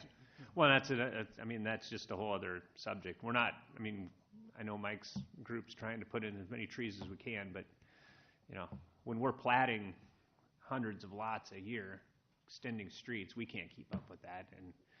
Oh, we can't, but No. we could hold the contractor liable. Yeah, absolutely. And if you notice, most of them are pretty good. They bring their, they're required to plant one tree in the front yard.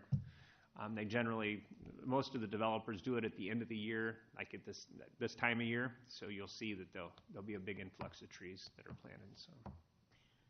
Well, why not? If they're going to ride bikes, they have to have a tree.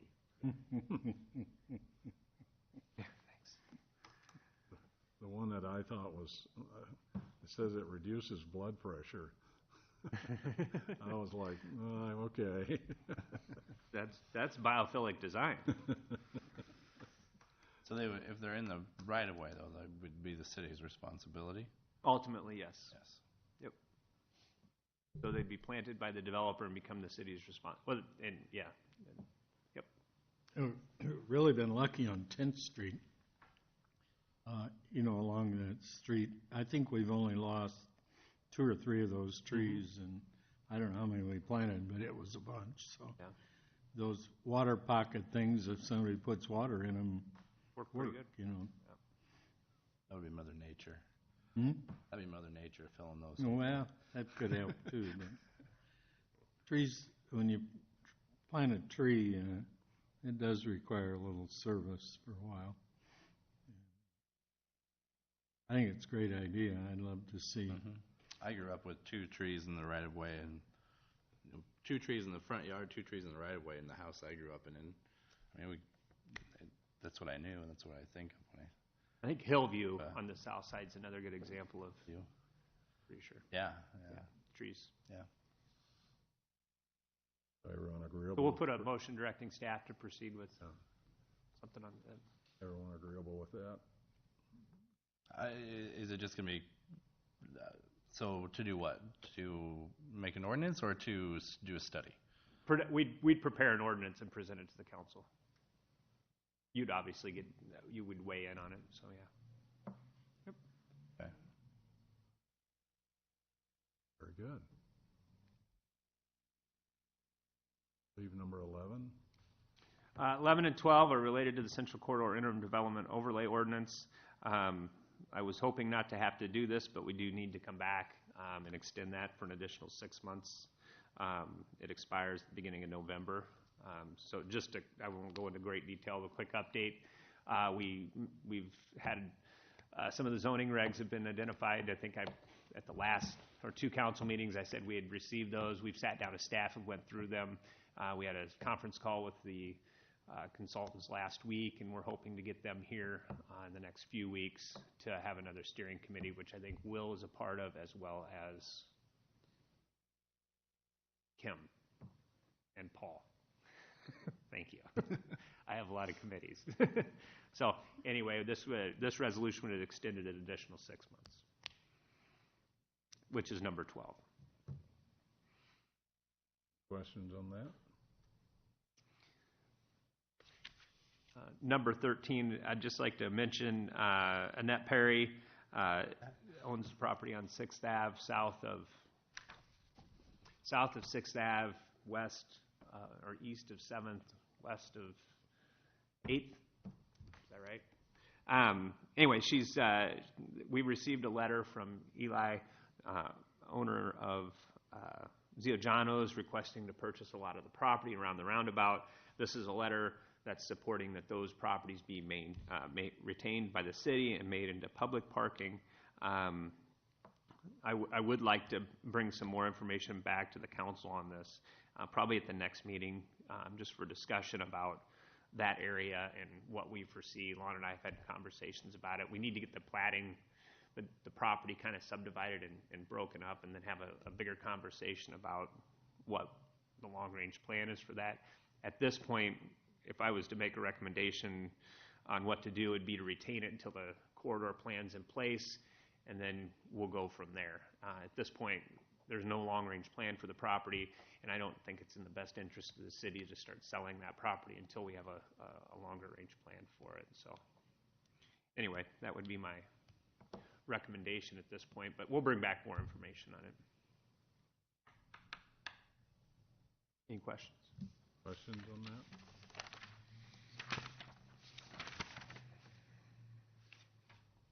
Okay, administration. Yeah, the first item, I just want to let the council know that the Prospect Meadows folks actually would like to come back to the next set of council meetings to talk to the council and give you an update, so they won't be coming in on Thursday, so Thursday will be a little bit shorter for you. The first item under administration then is to talk about where we're at with the CIP, and this would be what I think we would consider the first full draft of the capital improvements program. And Amanda and Leanne have done a lot of work on this, going through it based on the rankings that the council gave projects, and have organized it according to funding sources with anticipated bond issues coming in future years, and looking at the total scope of it. I don't want to scare you too much, but the total in the adopted and proposed projects is $188 million, almost $189 million. So, from my perspective, this would be an incredibly ambitious plan to be able to try to pull all of these projects off.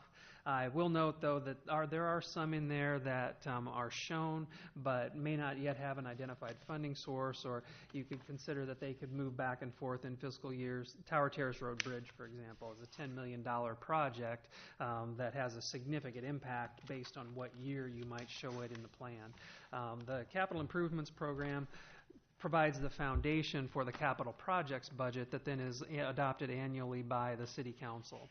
Now, the next step after the rankings that the council put together was really to go through and say, okay, if we were going to bite off all of these, what is the fiscal impact to the city of us if we do that? And so it affects a lot of different things.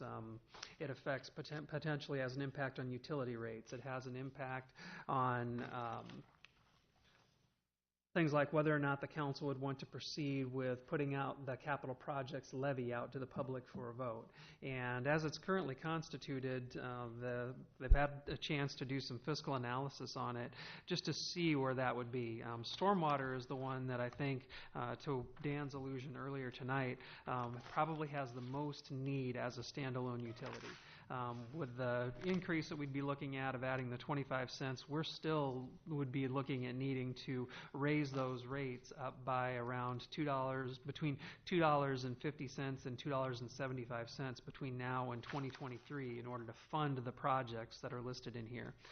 For better or worse, as Marion continues to grow, we're getting into the big projects, things like regional detention basins, where they're pretty expensive. They're not just adding a small one to a subdivision here and there. These are ones that have a pretty significant impact on the city's bottom line. If we were to move forward with adopting the capital projects levy, that's a levy that the voters can approve for up to 67 cents per thousand of valuation on the property. And that one would be one that would generate in the neighborhood of $1 million. Of course, it would grow as Marion's assessed valuation grows. And so in contemplating that, we thought, well, that would be a good source of funding for an annual program that we do, like the asphalt overlay program has a capital need for that. It's something that we do every year, and as long as we have roads, I would anticipate that we were going to continue to do asphalt overlays. So it would be a good target to do something like that. The next step really is for us to see where you want to go with this and get some direction from the council, because we don't want to go out and put together a phasing plan to increase storm sewer rates over the next 4 to 5 years unless we know that the council is going to have some support for us to do that work. We're not going to ask you to make decisions on those. We want to go into deeper depth in this during the strategic planning session and have more opportunities for you to have feedback on it, especially knowing that it's pretty, there's a lot of information here, and it just takes time and work to dig through it. So that's kind of where we're at. What we would need from the council this week is just kind of that next piece saying, yeah, let's go ahead and ask the staff to start working on what a phase-in plan may look like and what the process might be to, for example, put a capital projects levy out in front of the voters. But it's an ambitious plan. If you look, it does have some potential numbers in there for bond issuances going forward. And, again, they're big numbers. For example, the proposed 2019 biennial bond would come in at about $11.5 million. But I think it's important to remind the council that that covers 2 years' worth of projects, and that is about the rate by that point that we will be paying those bonds off. So, we would be kind of treading steady on where we're at with the city's debt load and the city's debt capacity to pursue those. In some of the other ones, like 2021 and 2023, they do show higher amounts, but we have some significant projects listed out there that would drive those. For example, one of the projects that comes in at about $3.5 million is the potential realignment of South 11th Street. And then even after that, you've got the Tower Terrace Road Bridge on there. So between those two projects, you've got $13.5 million in the proposed CIP that would have a direct impact on what those future bond issuances would be.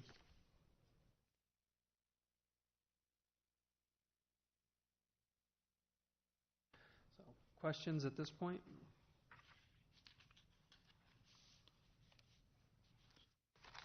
So are you wanting this by Thursday then, or have a list of what we want then? Thursday, we'd want to know if the council has any, if the council as a whole says we've got strong objections to looking at those alternatives, then we wouldn't put the work into doing that because we'd have to go back and revise the capital improvements plan based on not having those resources available. The way the plan is currently constructed, it can't proceed and we wouldn't be able to do all these projects unless we do make those changes. So it's predicated on the assumption that the council is going to be willing to look at those changes to utility rates and then put that issue out in front of the voters.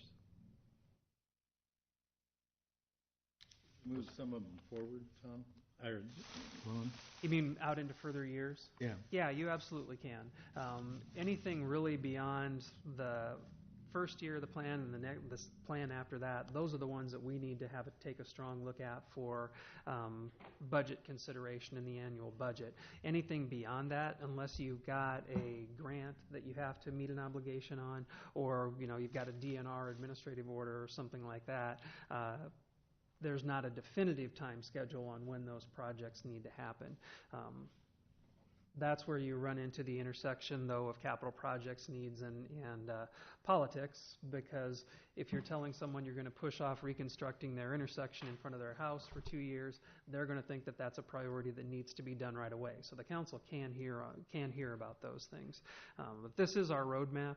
We've had opportunities for the public to weigh in on it a couple of times to take a look at it and see if there's other projects that we should be contemplating. And I will say, I don't expect that we will do $189 million worth of projects over the next 5 years. So, we're committing to this, and it lets us know, though, what projects you have priorities for, but there are places where that does have to meet the realities of what funding is available. And so if we know, for example, that one project is a higher priority than another, and they're $5 million between the two of them, and we only have $3.5 million available, well, the second priority project gets slid.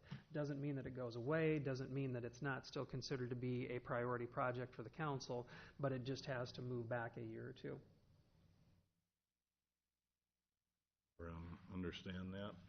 Can you explain the CIP levy again? And you said it was 67 cents? The maximum it can be is 67 cents per state code. That's what's that? 67.5. Can't forget the 0.5. But yeah, it's just a levy that cities are allowed to do. It has to be a voter-approved levy, and the cities that have done it, like Marshalltown has it, their voters approved it. I don't think they put a sunset on it. Some cities have gone for a specific project and gone a lower amount or gone for a limited number of years. That would really be, we haven't done that research, though. If the council wants us to move ahead with it, that's the kind of information that we would research and bring back to council. And did you, I was reading while you were talking too, so did you say how much that could possibly bring in? Was that what you were talking about with the $1 million for? Yeah. So about $1 million a year? Yeah. And then it would grow as the city's assessed valuation grows. Okay. That's one of the things that is appealing about that, is that if the voters were to approve it, it would help us to keep up with those cost increases in HMA, or if the amount that comes in goes up faster than the construction inflation on that, we could actually do more from year to year.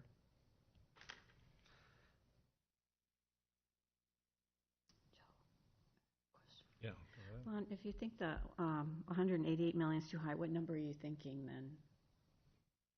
Well, at this point, this is just it's our priority listing of projects. These numbers will change. One of the things you have to realize is every time you ask engineering to update a cost figure, they're going to add 5% to it. So they're engineering estimates, but they are, and I'll tease Dan about it, but really if they're trying to forecast the cost of a road project 5 years from now, there is so much that could potentially impact it. It's very difficult to say that's exactly what it's going to come in at.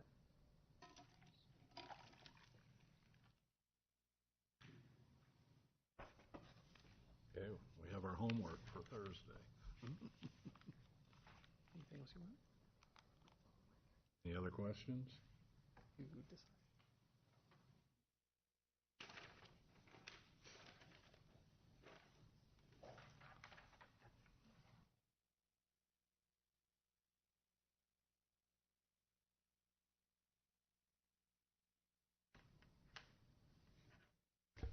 The only other thing I would point out is that I've focused so far on talking about the GO bond side of things.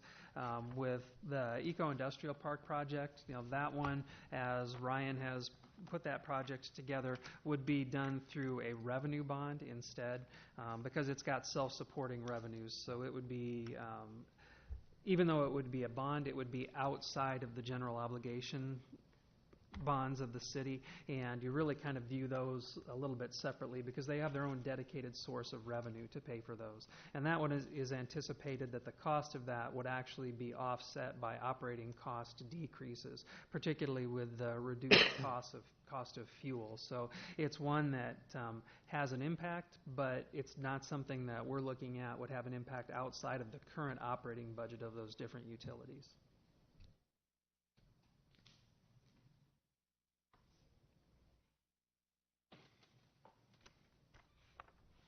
Okay. It's the next item. All right. You want to take that one? Okay, yep, the next item is just the approval of the 2018 program design with Vivere. This is something that is brought to council every year. It's something that I believe we're in our fourth year now, going into our fourth year. Our contract with Vivere, they manage our comprehensive well-being program that costs $13,800 a year, and that's in part of a separate contract. This program design just kind of lays out the programs throughout the year, as well as the incentives, and we are continuing forward with recommending the same level of premium reductions, which is $30 per month for employees that participate completely in the program for a year, and then an additional $15 for spouses of employees that also participate. So we are not recommending any changes to the program this year.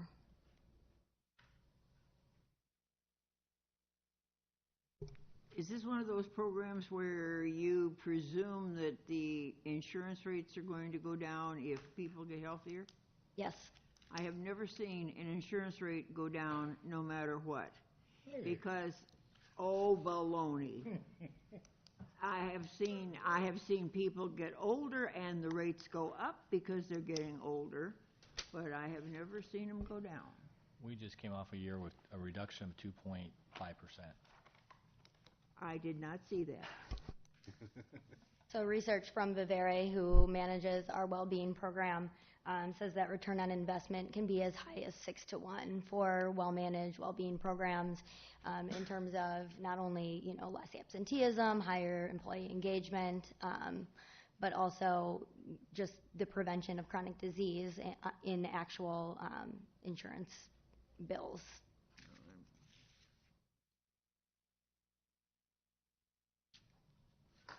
So overall, you're seeing an improvement then in the employee health? Is that what the figures are showing? We've maintained the health level in terms of biometric screening at an aggregate level. That's remained high over the term of the program, but if you want specific claim information, I would have to defer to Beth or Lon on that. The big thing that we see, and we haven't seen it yet because we don't have our renewal information from Wellmark for this fall, but they chart what our actual expenses have been versus what the expected ones would be for our peer group. And the last time we looked at that, there was a big divergence. The number that they would expect to see had been doing this. And when we started our well-being program, ours dropped down and then went level and then started coming back up. We just haven't seen what that one looks like yet. We can't verify 100% that that's due to the well-being program, but that was the most significant change that we made. There weren't other changes made to program design or anything like that that would drive those numbers. But at the time that we looked at that, we had saved approximately $621,000 by putting the program in place. We'll have the data for the next year probably in about December.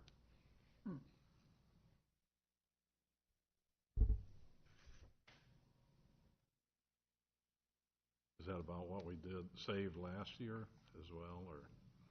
That was last year's figure, Joe. Oh, that was last year's.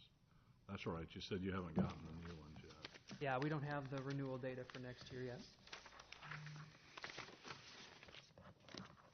Any other questions then on this?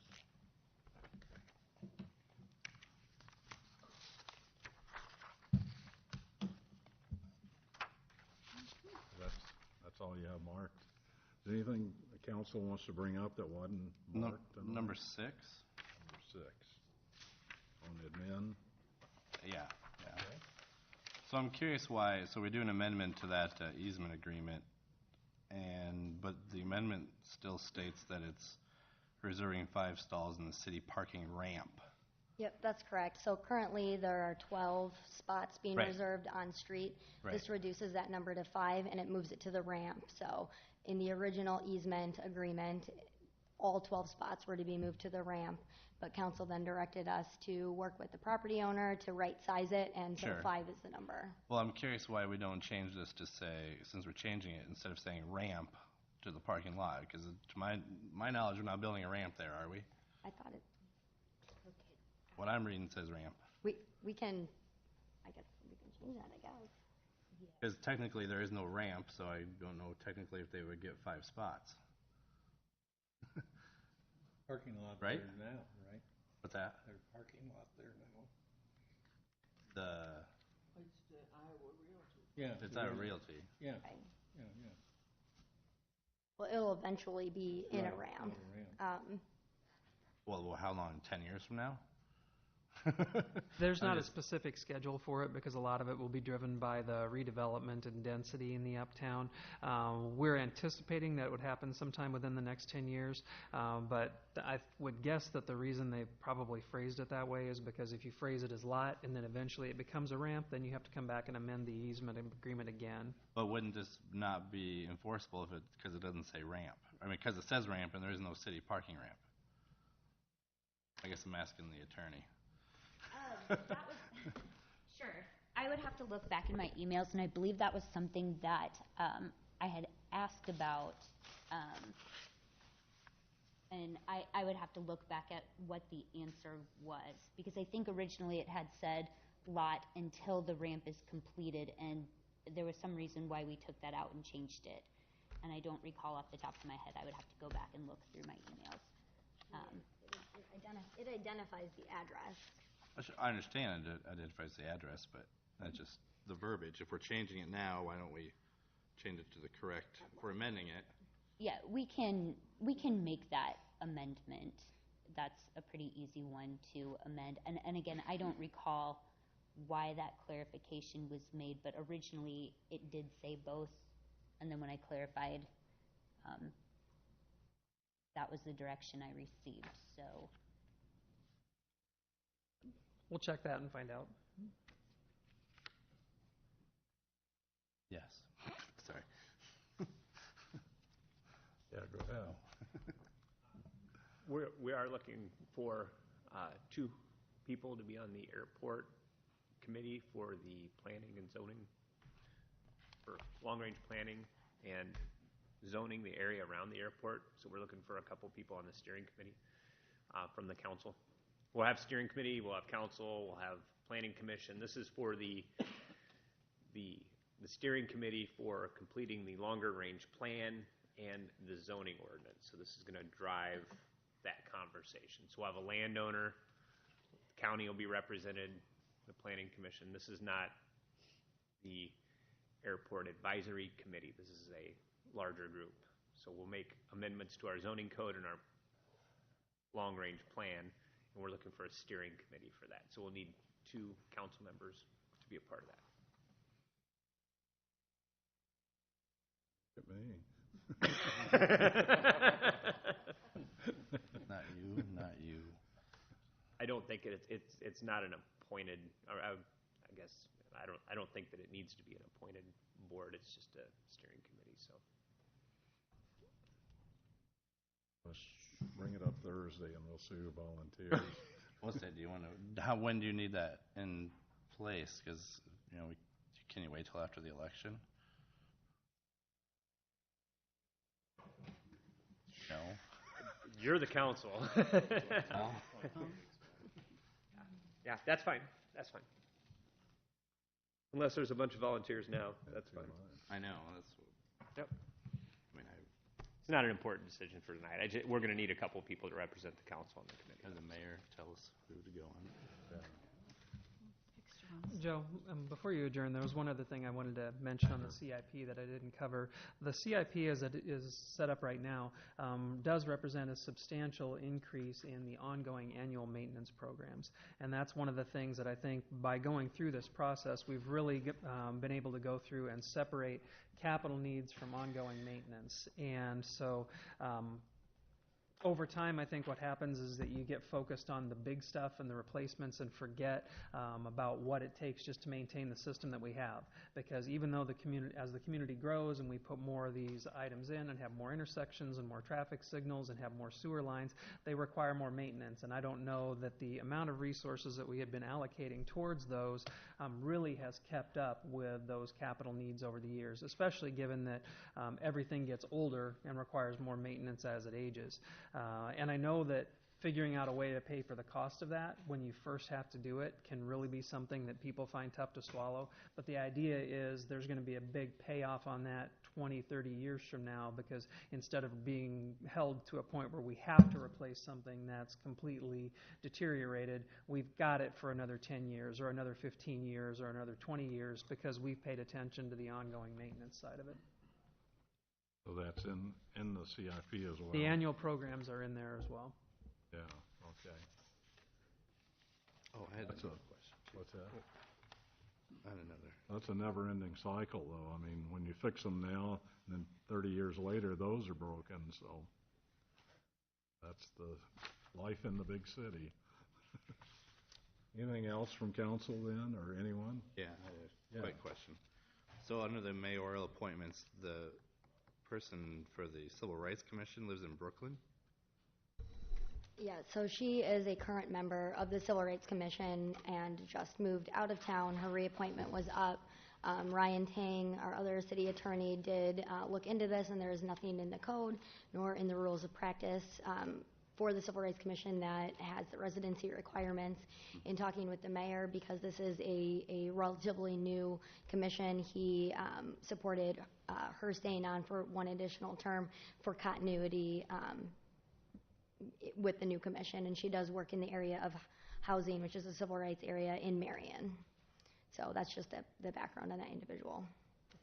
To add to that, Ryan and I did staff this together today when we were going over it, and so we looked, and whereas every other city commission does require residency, this is the only one that's absolutely silent to that. It's also not in the rules for the committee, the policy that they adopted for their own rules. And adding on to what Amanda had said, this one does require some special knowledge, and so that may be why that is for now, but should the commission want to adopt that in the future, they could.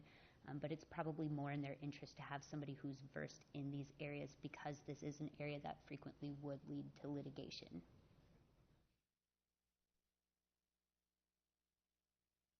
Answer your question?